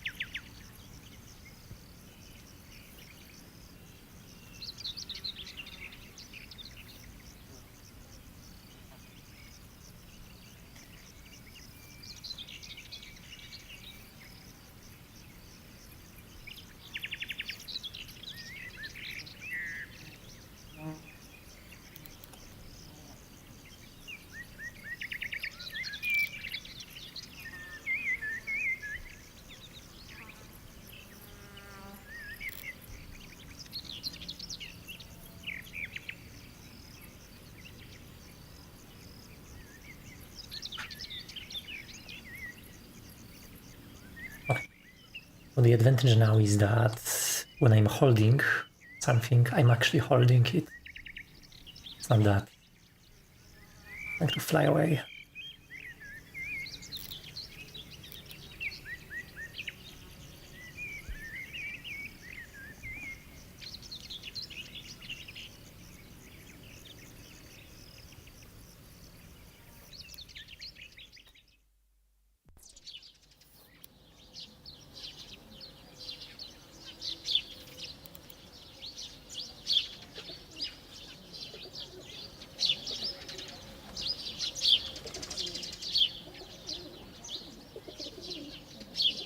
Just for numerical stability.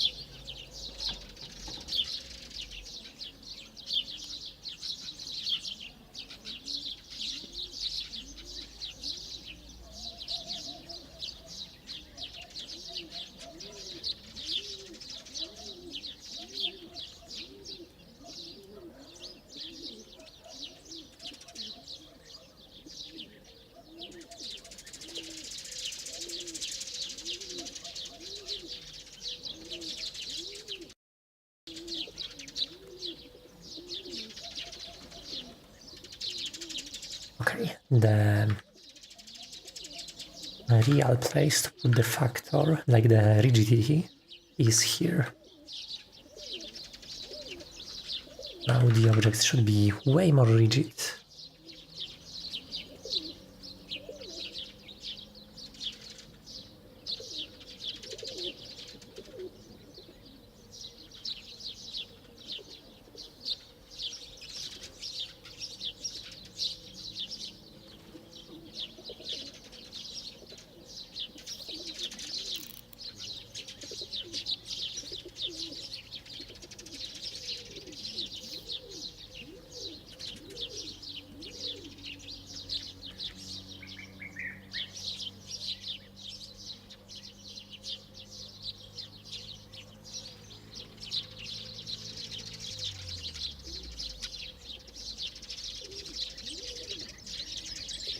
Since here it should be pretty much equivalent to just multiplying it here.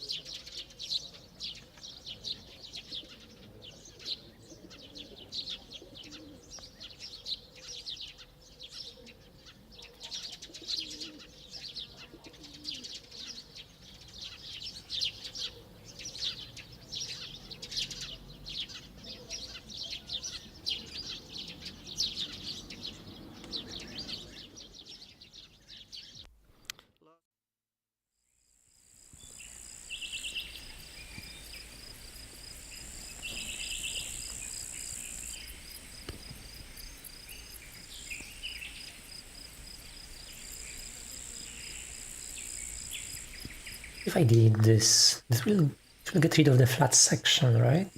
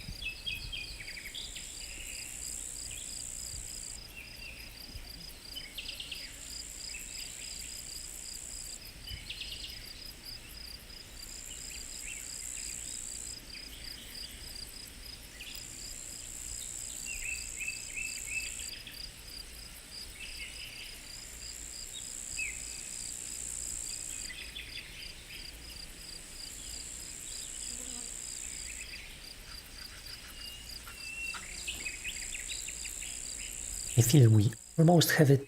Let's just expand this. Far.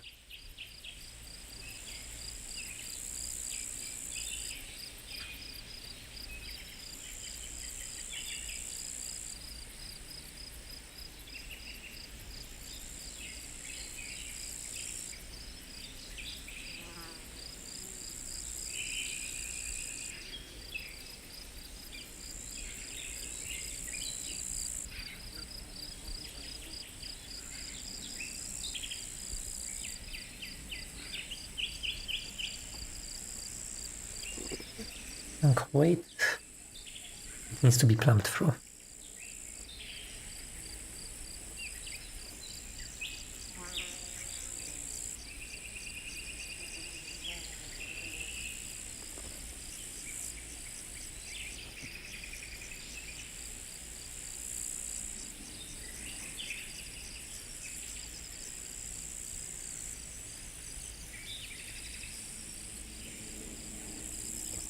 This is perfect.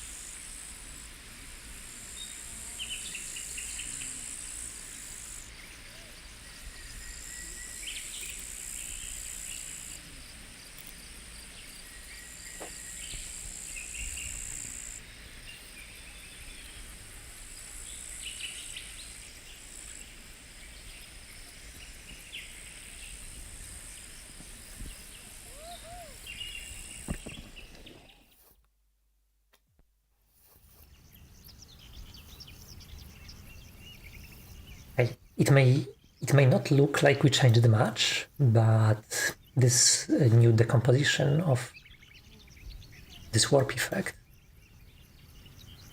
it makes it a lot easier to animate it.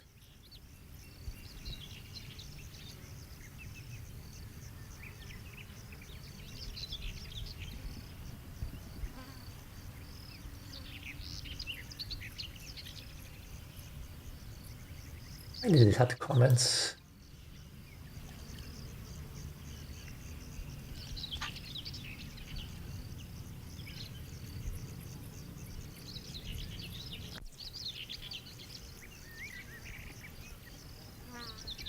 Action of displacement that is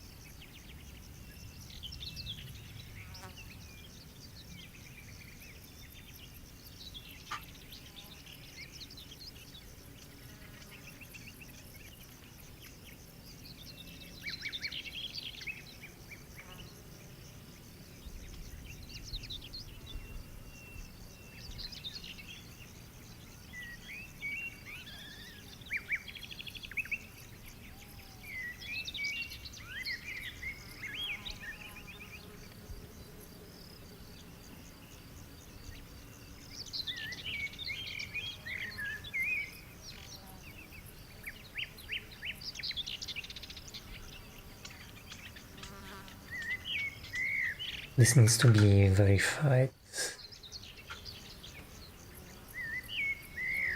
Strong course.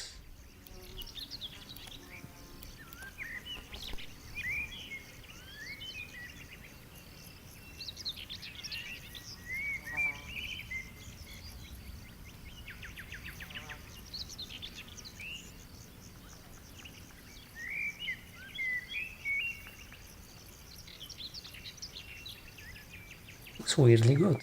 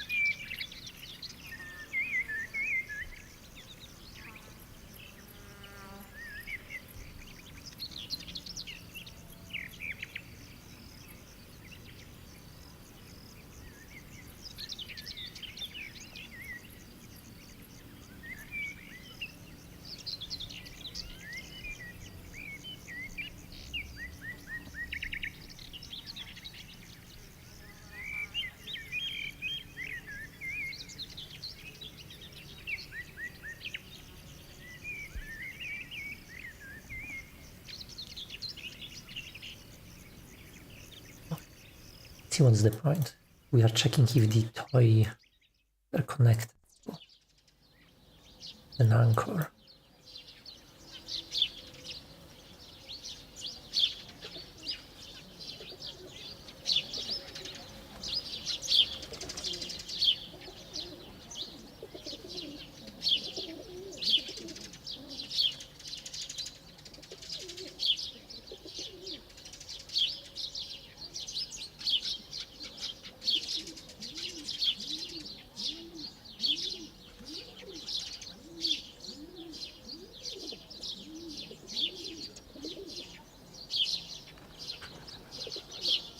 Kind of.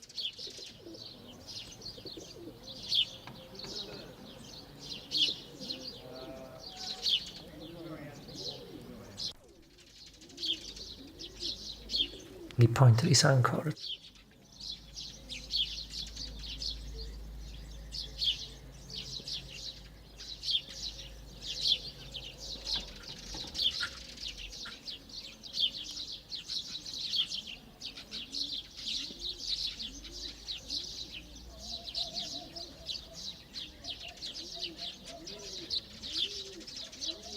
Hard to come up with a good word.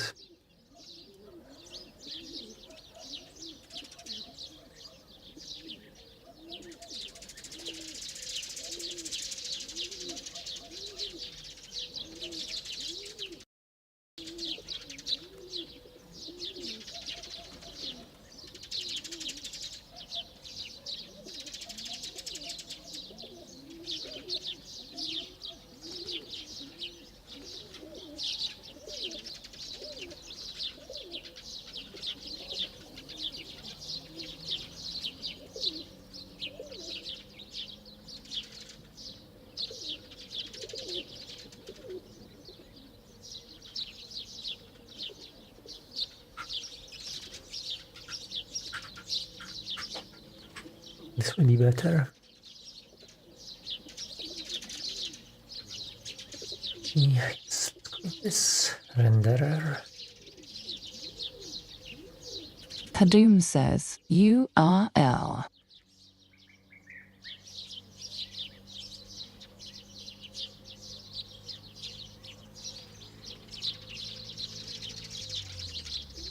Plodding around at the speed of sound. Nice. This is nice. Oh, this is some audio visualization, I see.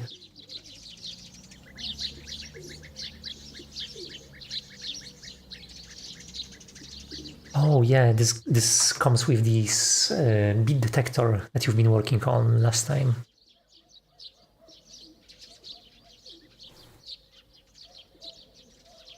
Nice, nice. URL.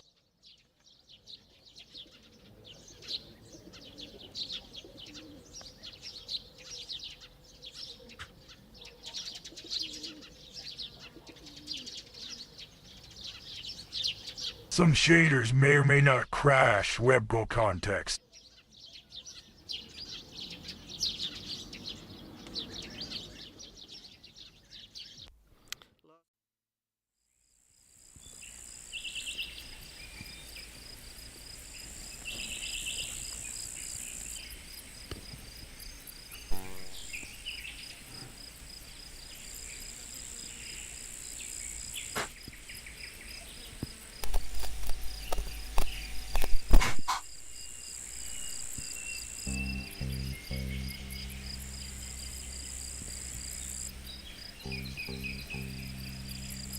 The image, I guess it's still loading the video.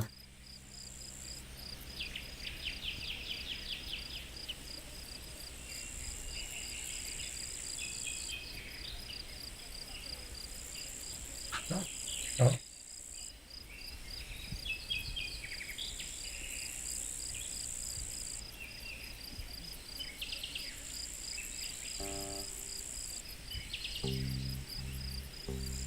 Nice.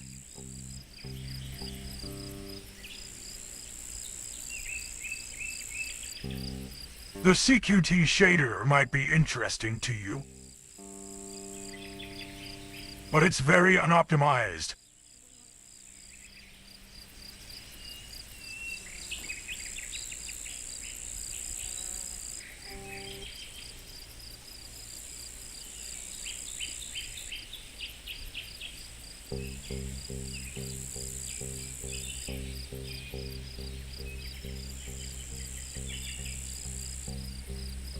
Works very nicely.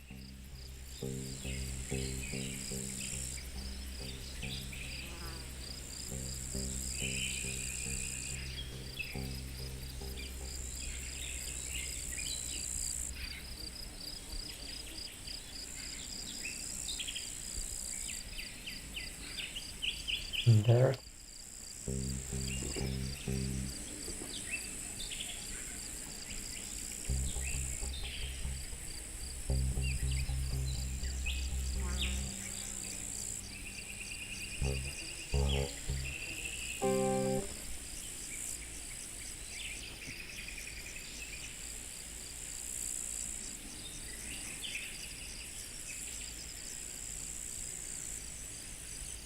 This is impressive that this effect is purely shaded. I always thought there is a significant part done on the CPU, and shader is just, you know, the final of compositing.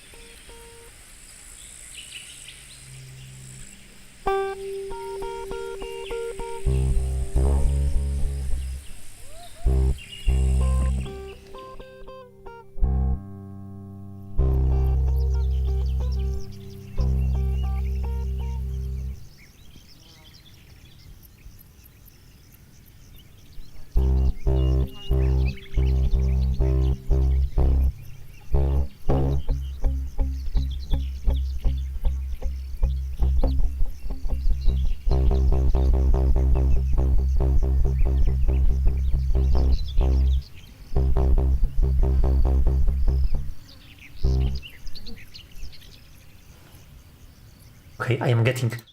yes, I'm also looking forward to this last shader. I'm just pacing this. Whoa! What is this? This was the evil shader. Incredible.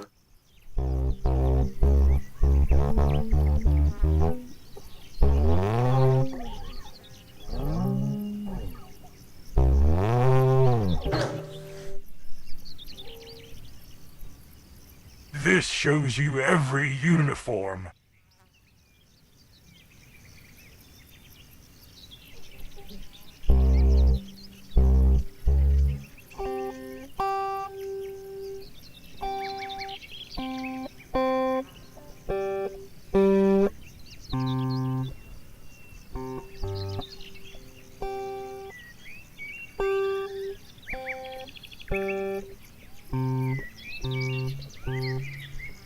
Actually wonder a waveform.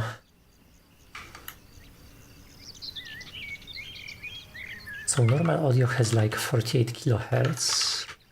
So for each frame at 60 FPS, we have 800 samples.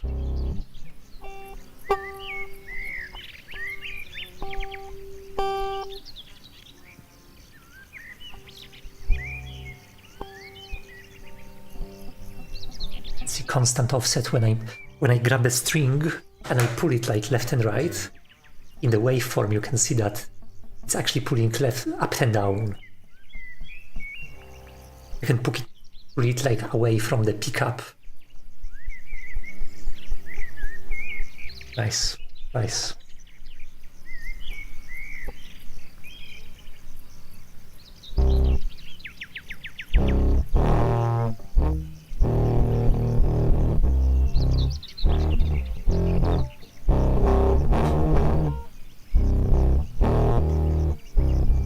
been surprised this shader runs for you. It resets my GPU in Chrome. Oh, and FPS it's saying 144 because I have other other monitor which actually has slightly higher refresh rate. I do not see a meaningful difference here.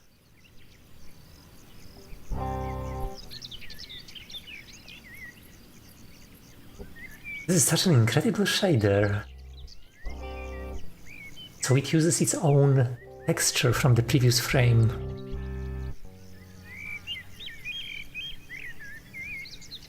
We see full spectrum, we see... those are different detectors, right?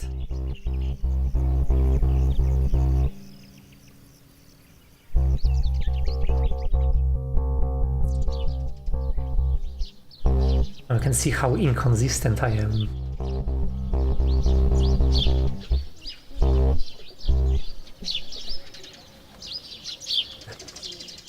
Oh, those are detectors. The in-shader spectrum is very low res like Shader Toy right now. Only 512 wide.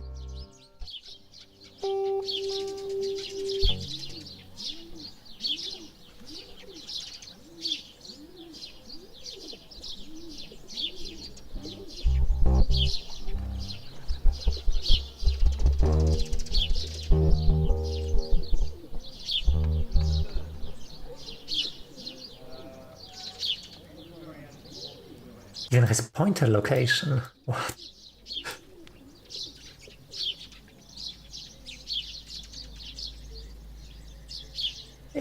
This is insane. This is insane.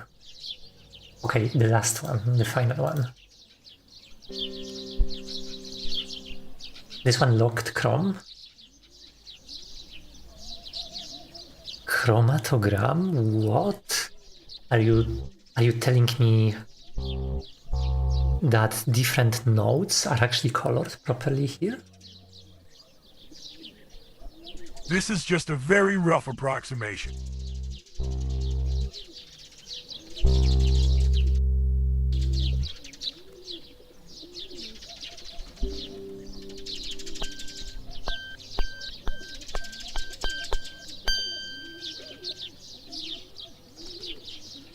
This is 45 G6. That's correct. So it's correctly recognizing the node. Like, it should be G5.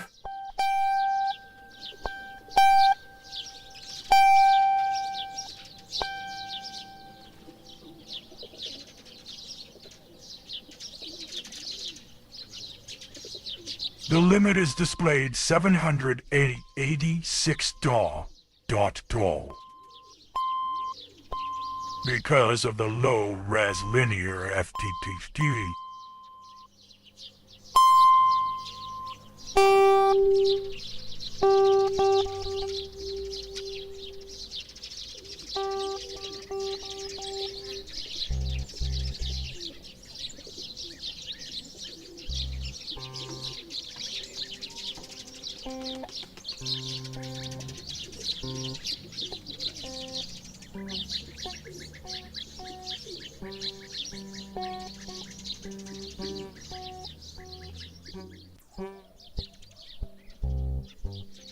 Colors. I have one small recommendation. Let me find this.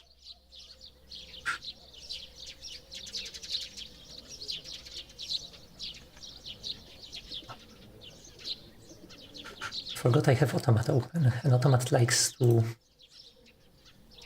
grab my look, wobbly windows.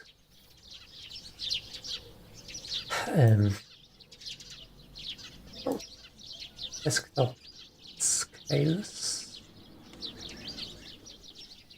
Is Automat stealing your Windows lol? Yeah. So the thing is, it starts a Wayland server. So there is a Wayland server inside Automat. And some apps when they see a choice of X server and Wayland server, they have to pick one. And some of them, they pick Wayland. So instead of opening on my actual desktop, they open themselves within Automat, which is, I guess, okay. Farbigenoten, yes. Surprised the Linux kernel doesn't run inside Automat yet. That's actually the plan. That's the plan. To ship a small emulator within Automat, and then, you know, there can be kernel inside. There was this guy, like 1.5 centuries ago, and he described like a decent system for assigning colors to nodes. So he's assigning blue to C and red to G. And if I think it would be nice to stay consistent with this, because I see you're doing basically the same thing, it's just your color wheel is kind of shifted a little. But his idea is... This is incredible.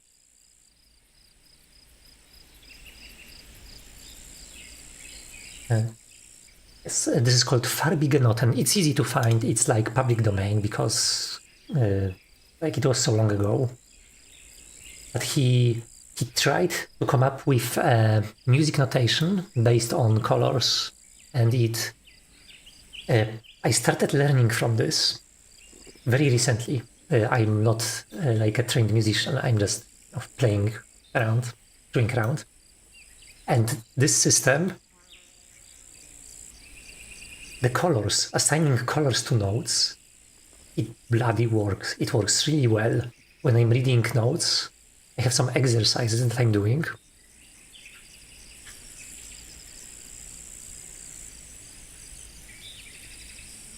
Like this, where I have to read the note which is currently being displayed, you know, in standard music notation, and I just couldn't do it, but now I can. No problem. Yeah, that was this one.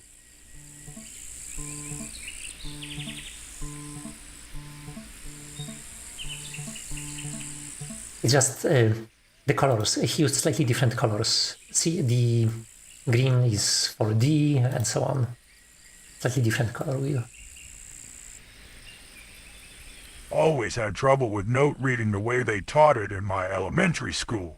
Utilizing color for better memory and recognition makes so much sense. Oh yeah, yeah.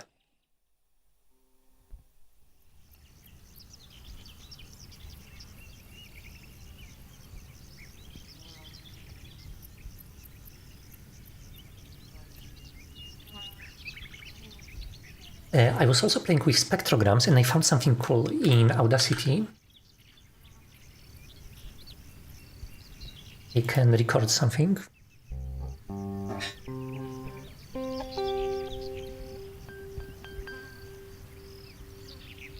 Spectrogram, right? This is the standard way that Audacity displays them.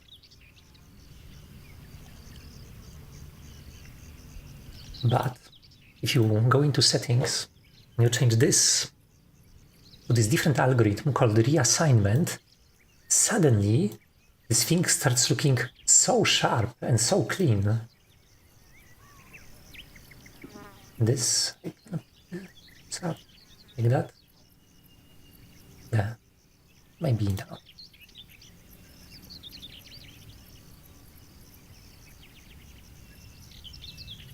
Angular.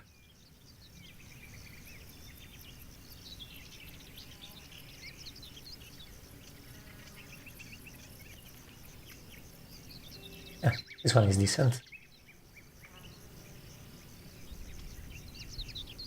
This is one of those very precise spectrograms that I mentioned.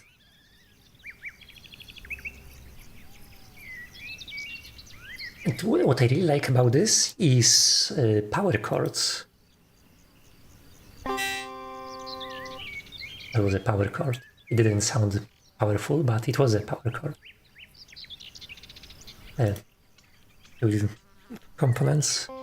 So this is the root node, this is the secondary node. They are together now.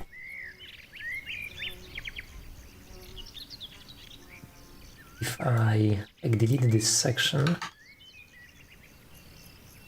this section maybe,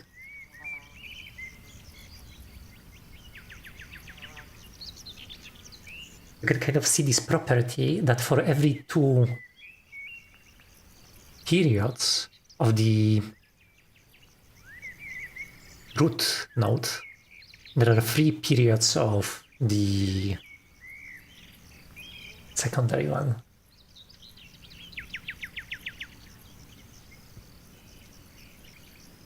Yeah. So many weird things happening here. What are those things? The noise looks interesting here. It's like cosmic background.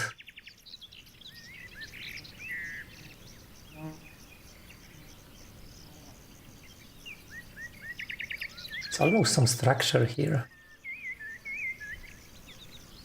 This one is really detailed. Yeah, the interesting thing, I still need to investigate this. I don't know how it works, but in Audacity you can select several algorithms. The frequencies produces the standard spectrogram, but this reassignment is doing something different. I don't know what it's doing, but the result is so clean. This pitch. The pitch is just awful.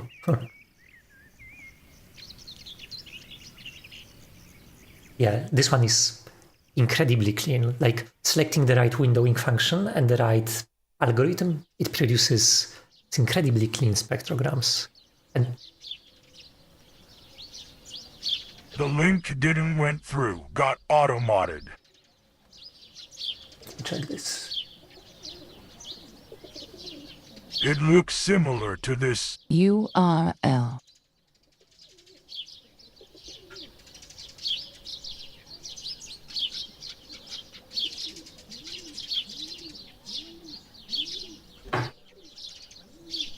Mm-hmm.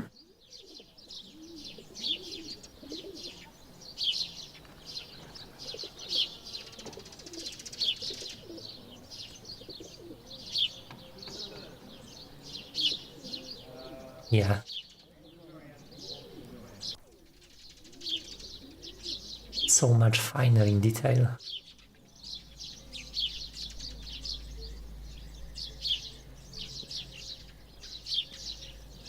This one is reversible. It can be turned back into the waveform.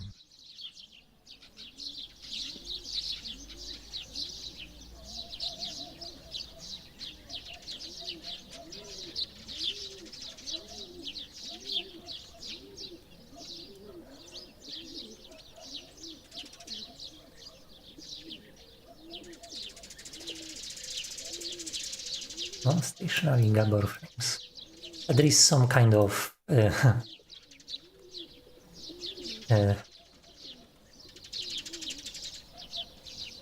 I would really prefer it if people used avoided like unnecessary nomenclature like that. With Gabor frames, I bet is a good explanation, like a good term for them, which is immediately understandable by most people.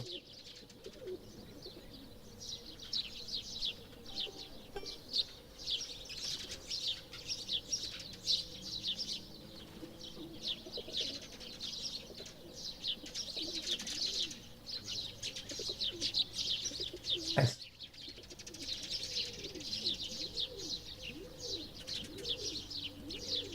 Okay, let me go back to this.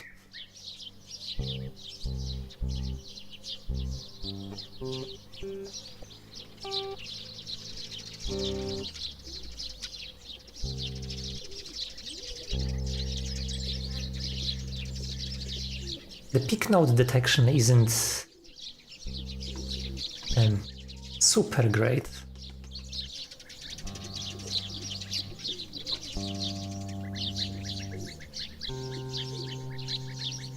Iffy? Leafy? No.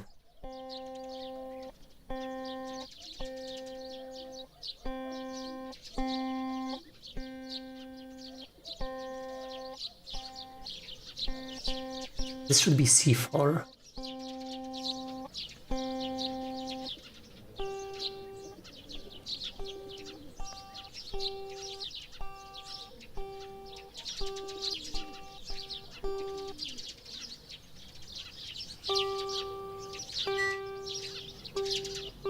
Oh, it's funny.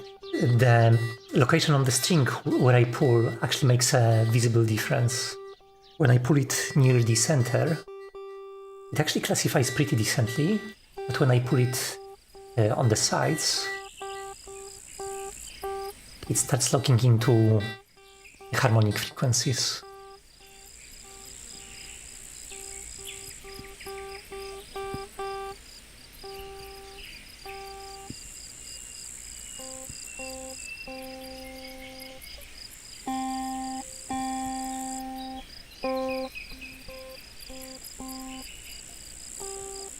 Fifth wheel.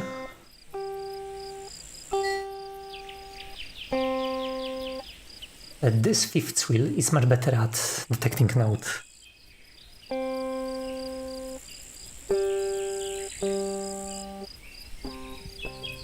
I think he'll re-implement a more modern CQT alternative for pitch.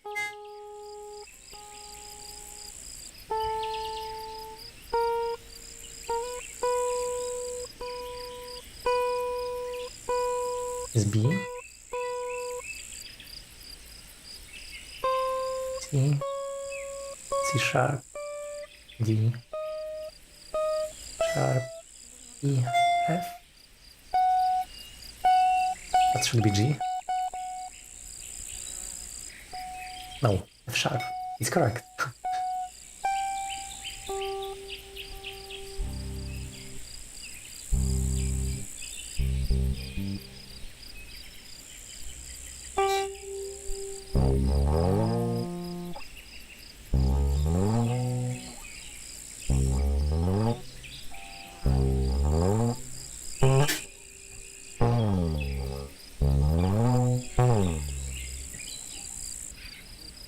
Such a fun toy. I love it. It's very cool.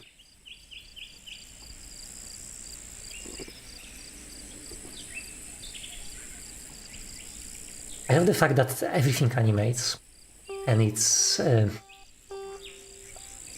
I can see, you know, the stuff that I normally only hear. This is very nice. This is very nice.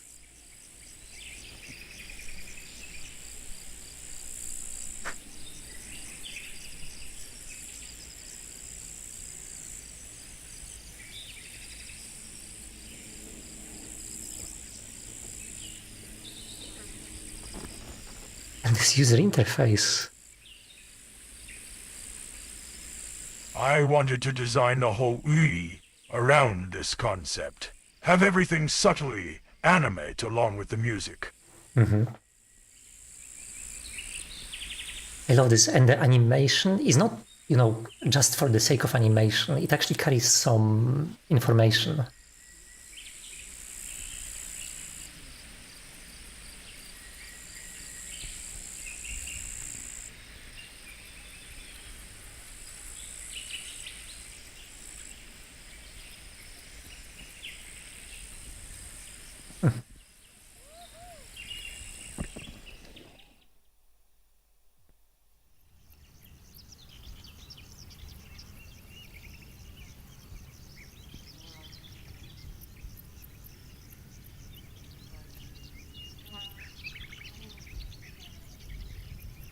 Crazy that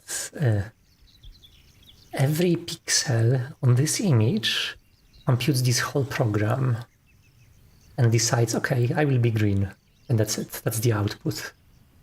I will be pink, and that's the output of the pixel. Got the PDF gonna do some color picking. Yeah, the only issue with the PDF is that it degraded over time, so it might be better to kind of not follow the colors exactly as they are scanned, but as they are described in the document. Because the paints, the paints kind of bleak over time. But it's 100+ years. Like the colors have changed significantly. It was probably more vivid, back in the day.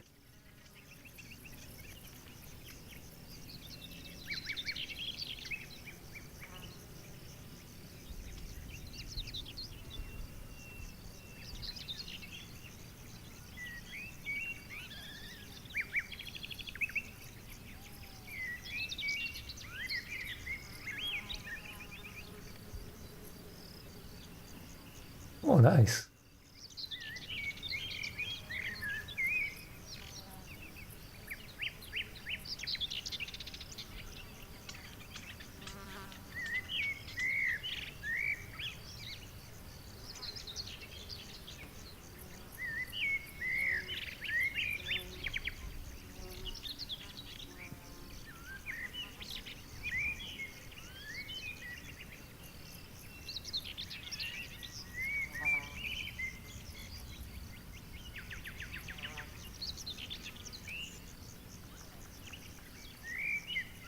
It's working at 144 FPS.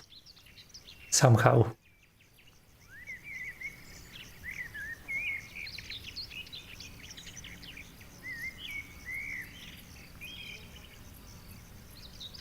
Probably because you have a beast of a GPU. True.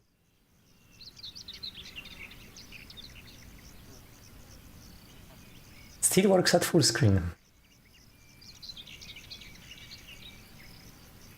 This thing only runs in software rendering for me. Mm-hmm. Oh yeah. Software rendering is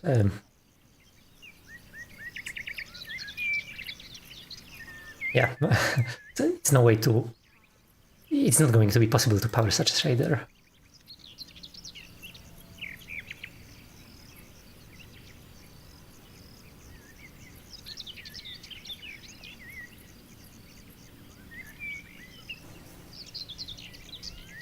Channel 1 required for the rolling tape. So this tape is actually sampled from its own texture and shifted by 1 pixel. It's a nice way to store the data. You can experiment with the previous channel drop-downs.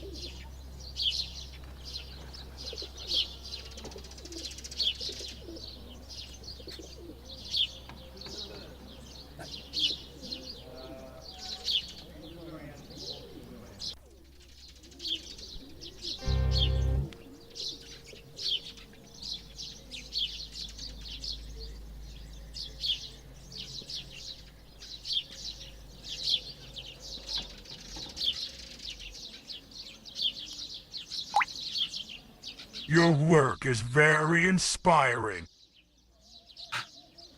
Hey, thanks.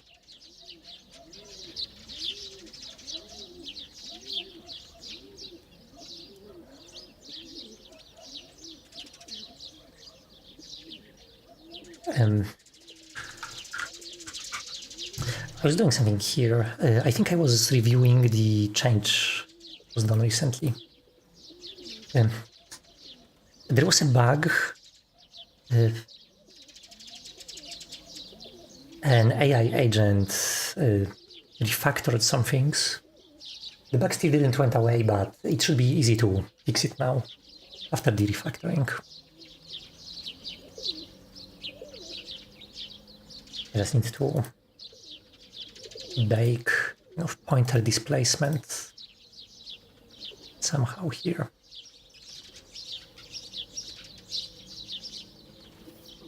I don't think it's for this.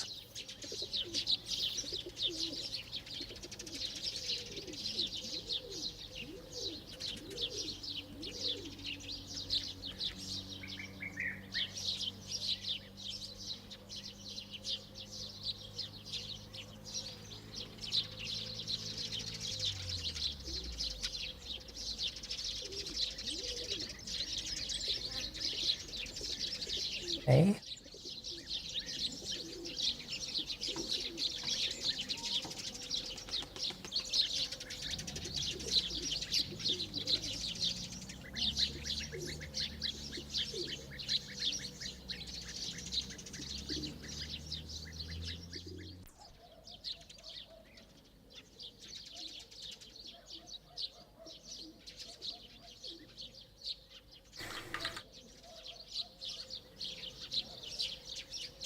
Not sure if this is the right formula.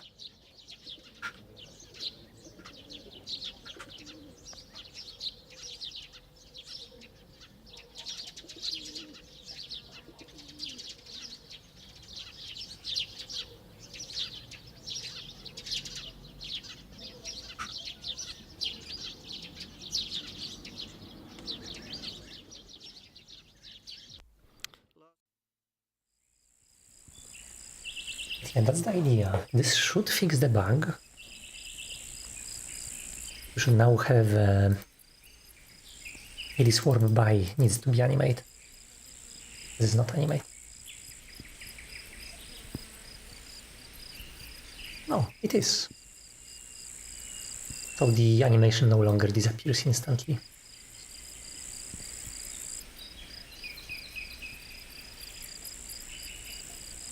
Wait.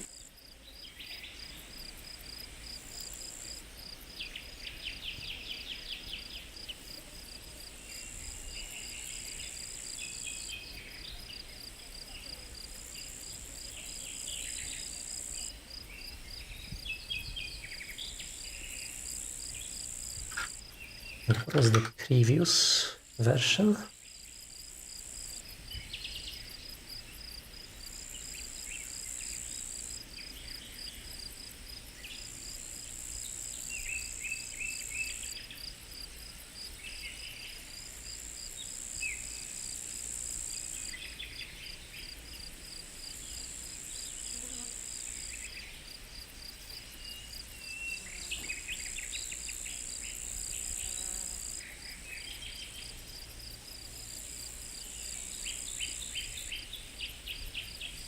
I don't see a difference. I will keep it as the AI wrote it, because maybe the old value of warp I is relevant here.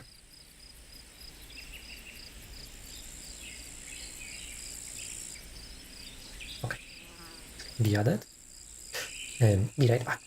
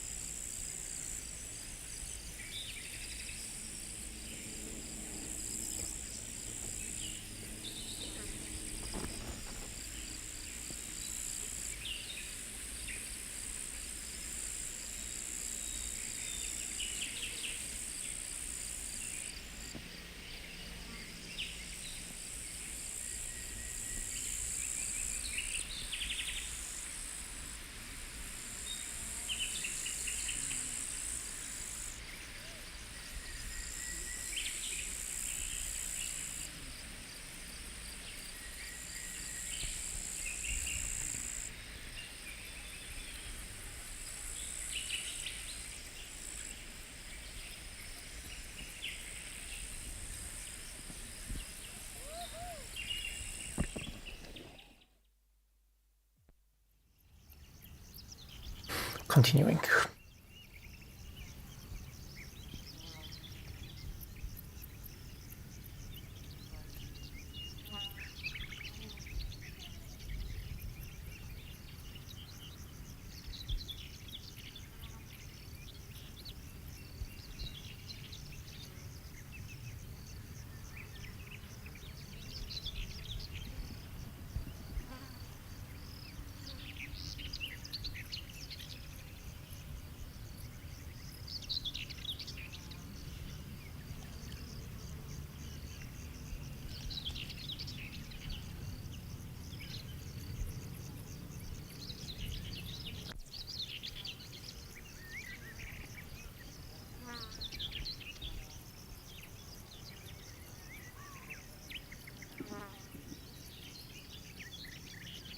This is the position where we are holding it.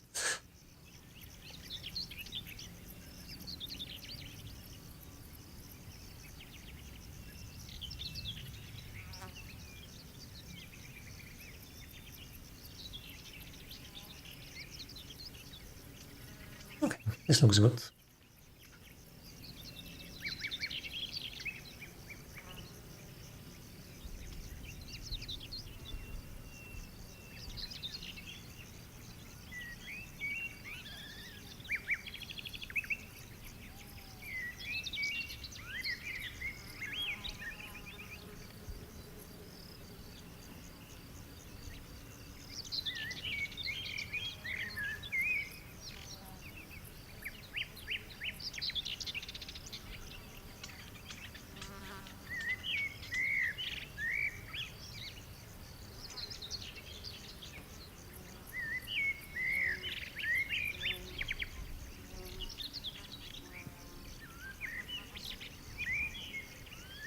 This displacement is a completely unnecessary variable.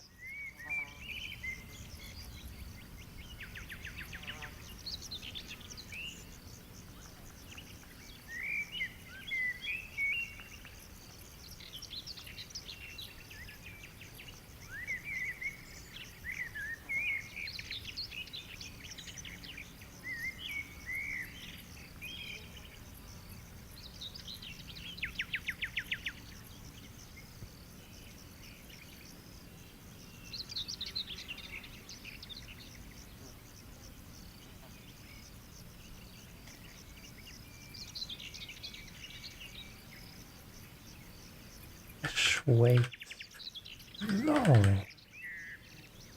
That's not how it should work.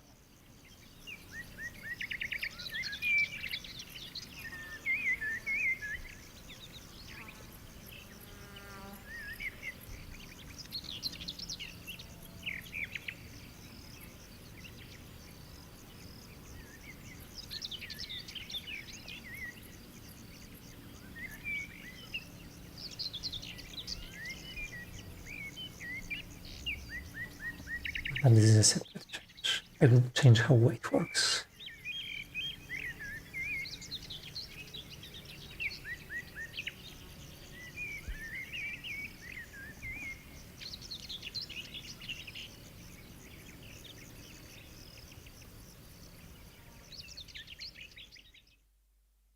Those are Parrot documentation.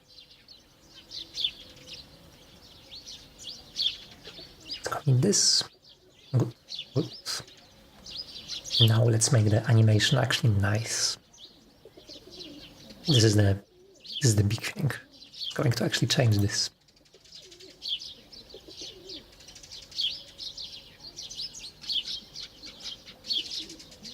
Wait. Animating weight, come on.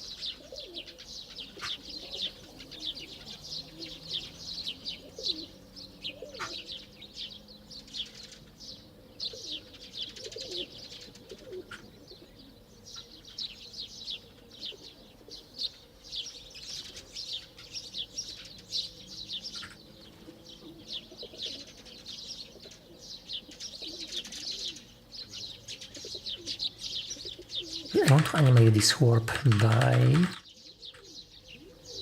Wait, we are going to keep at 1.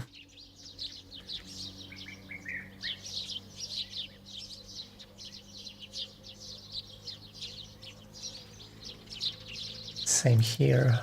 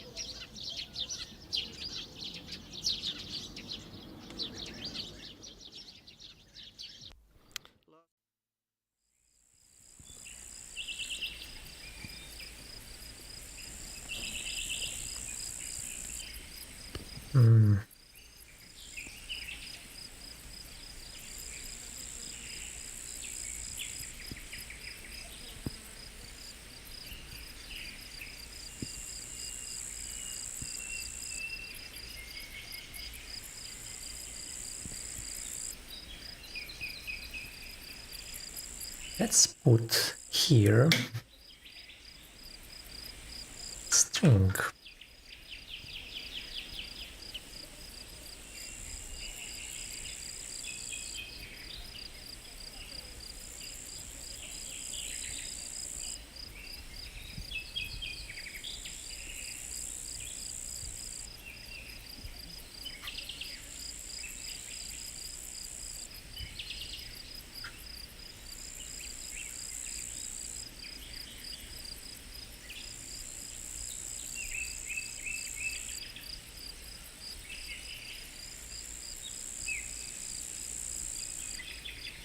The idea is that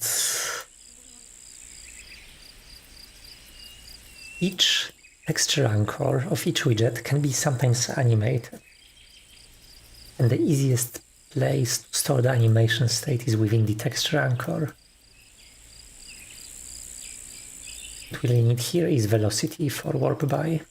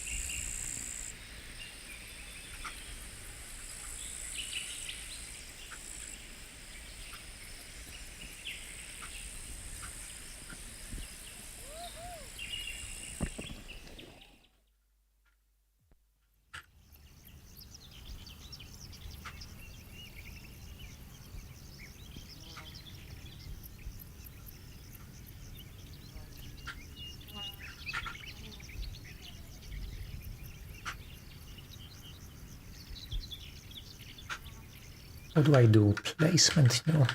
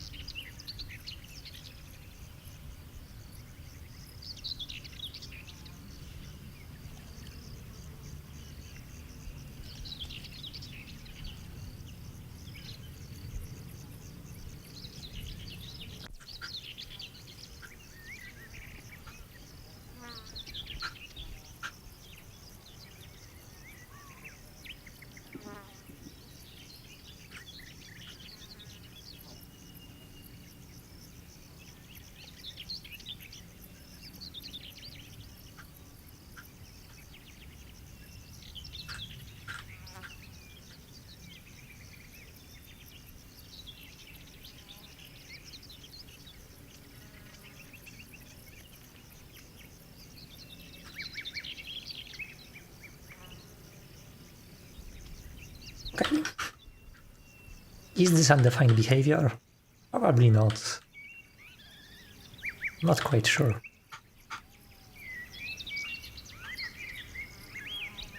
Anyway, it should work. It should work.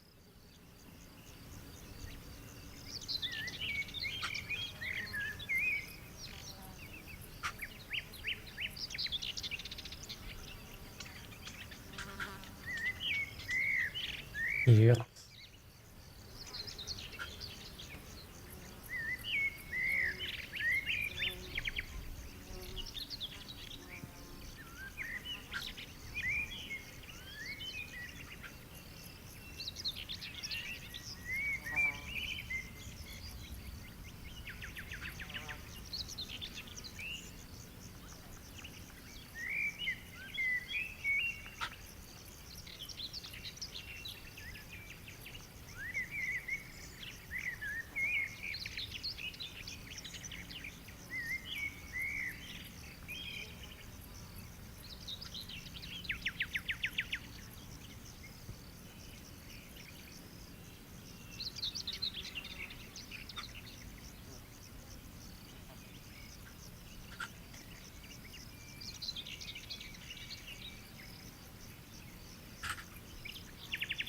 So why? Okay, we are not animating weight anymore.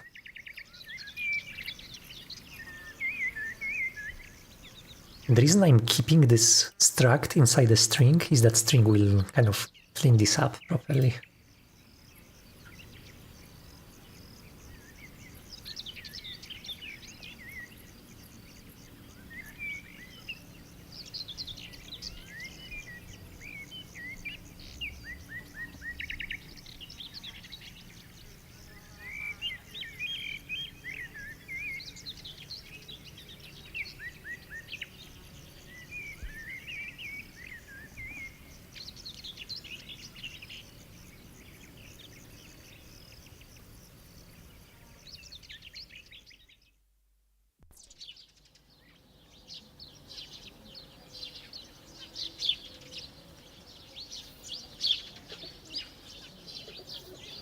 This is what we want. It wobbles.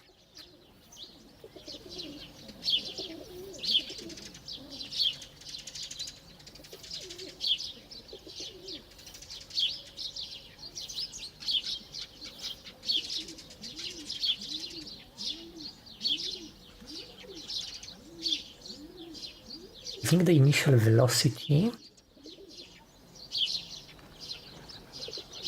It would be nice if we took this from the pointer motion.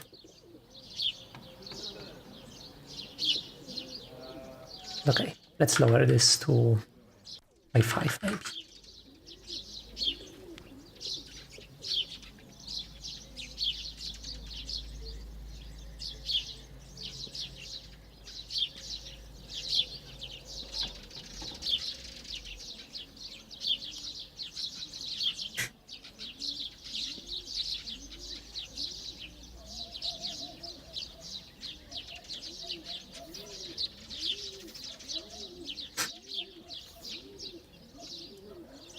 That was slightly too low.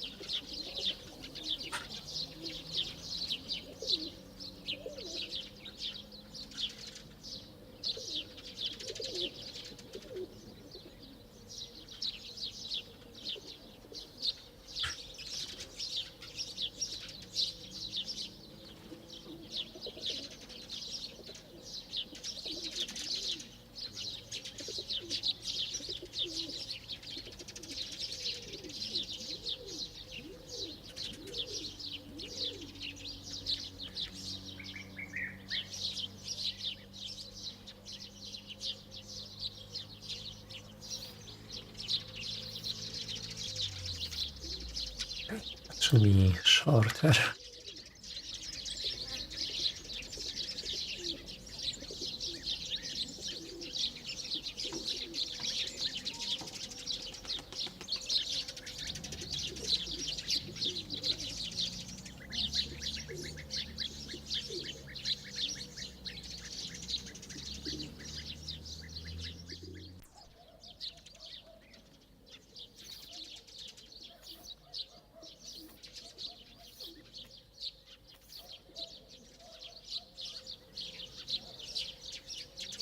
Slightly shorter still.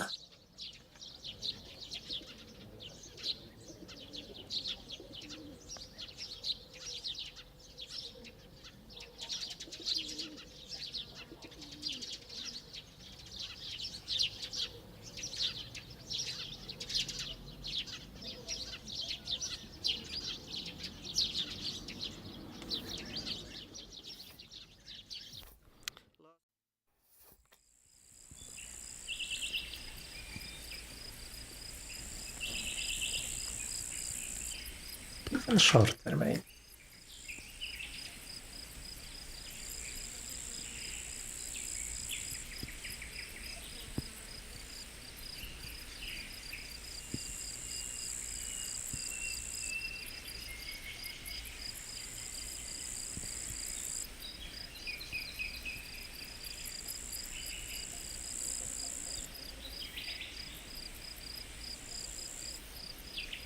Okay, that is almost what we want.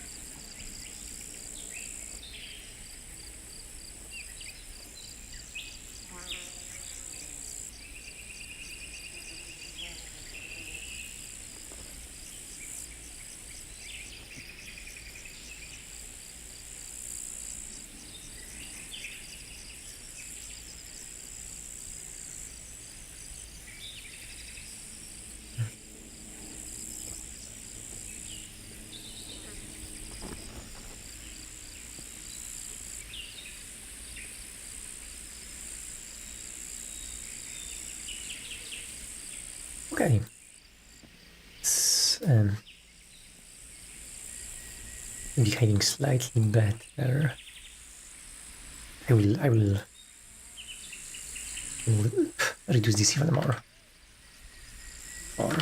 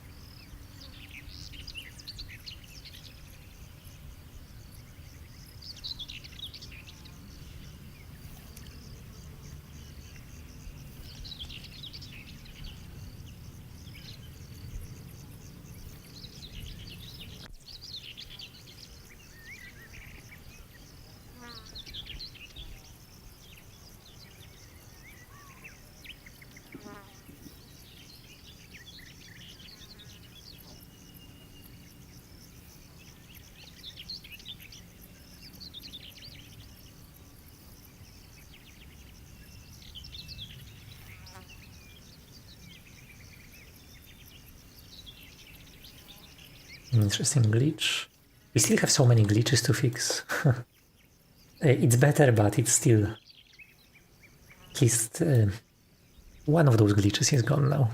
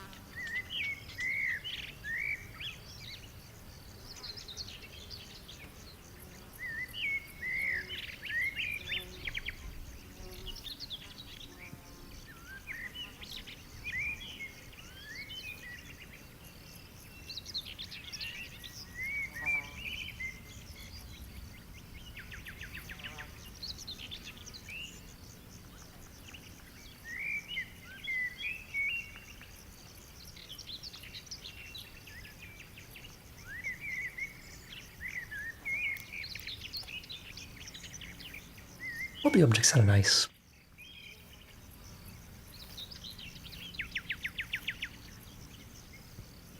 Okay, I had a list of things that still need to be fixed. Clones with off-screen originals disappear. Yes, this is still active. Macro recorder's prototype has drag offset applied twice. True. Animates into existence too suddenly. Yes. Stretch is weaker the bigger the distance. This we actually fixed today. It was a small change in the warp field where we actually deleted something. Yeah, warp SKSL needs to be fixed, basically. Clone merge animation needs some visual tuning. I think we have just done this. It's not... I think it's... I will make it even faster. Even faster.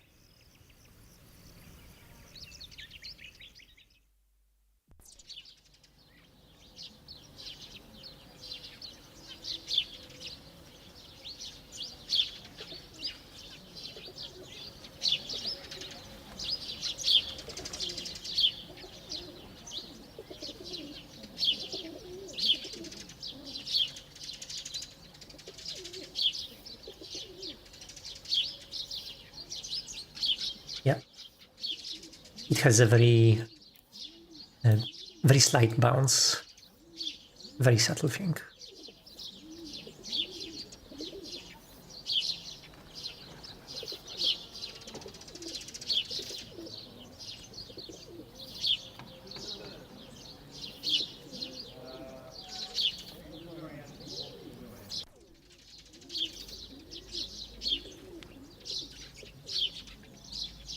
I see a small glitch when I release this. There is one frame where it jumps back.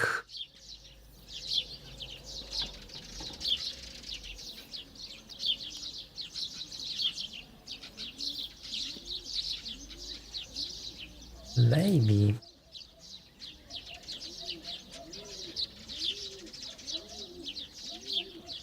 Because this plus equals.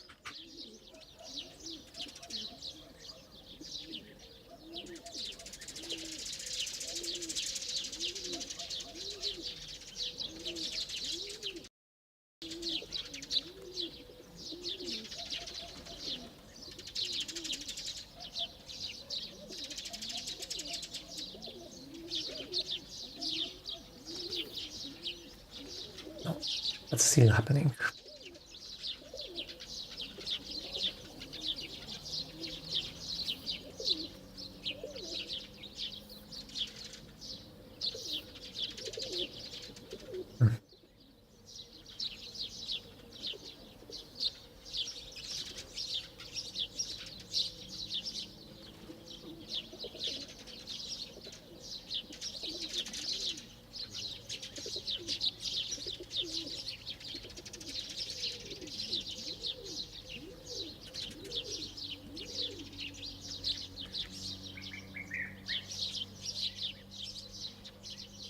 I think I over-engineered it. I shouldn't put this in a string.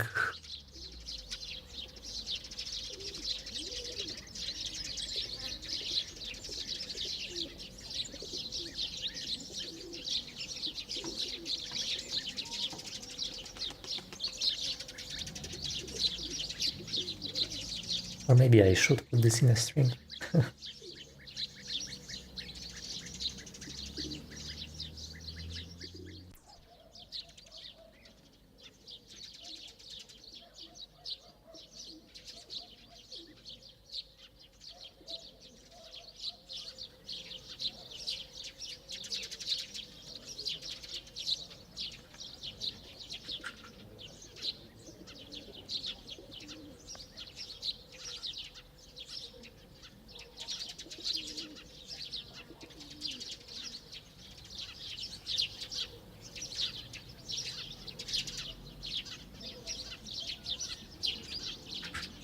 And this is a nested type, so we can skip this.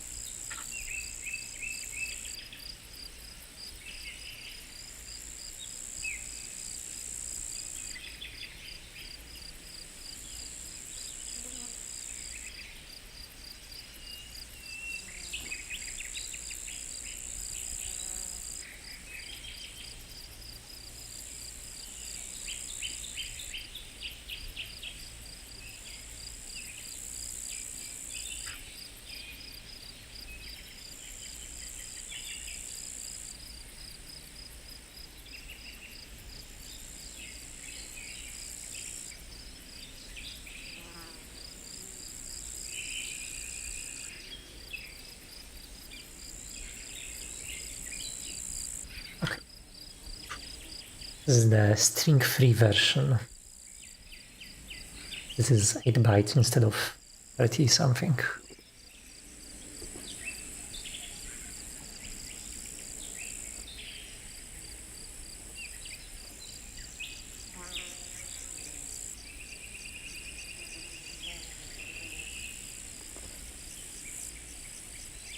Because deleted copy construct, or actually string, would be better here.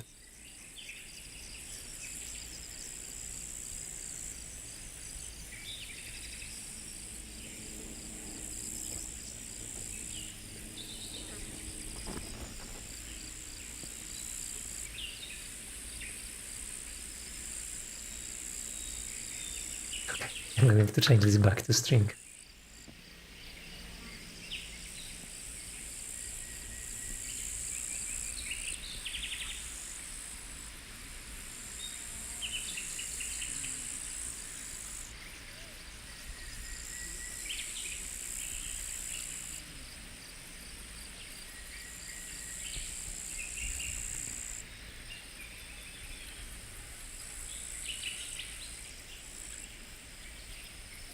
It feels wrong, but it's a cool hack.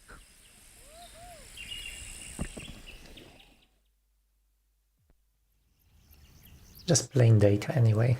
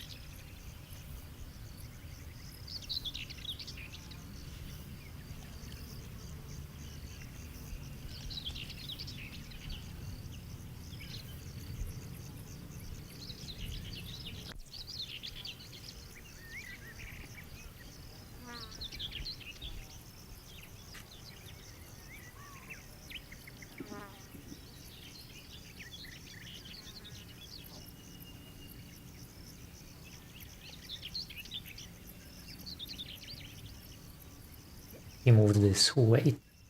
Perfect.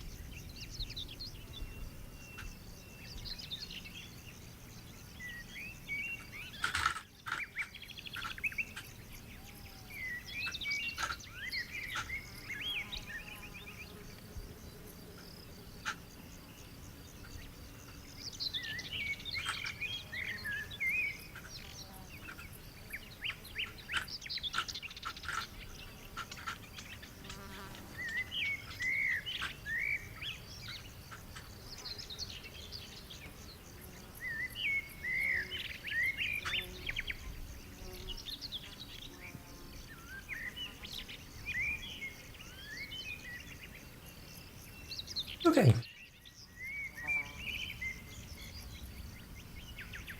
I think on the next stream we will continue fixing these issues. There are just a couple. I think the big one is this one.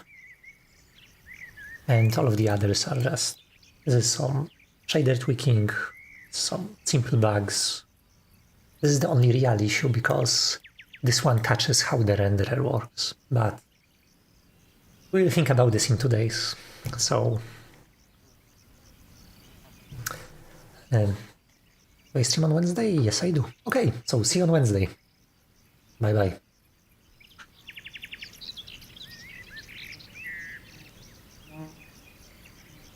Thanks for stream. Bye.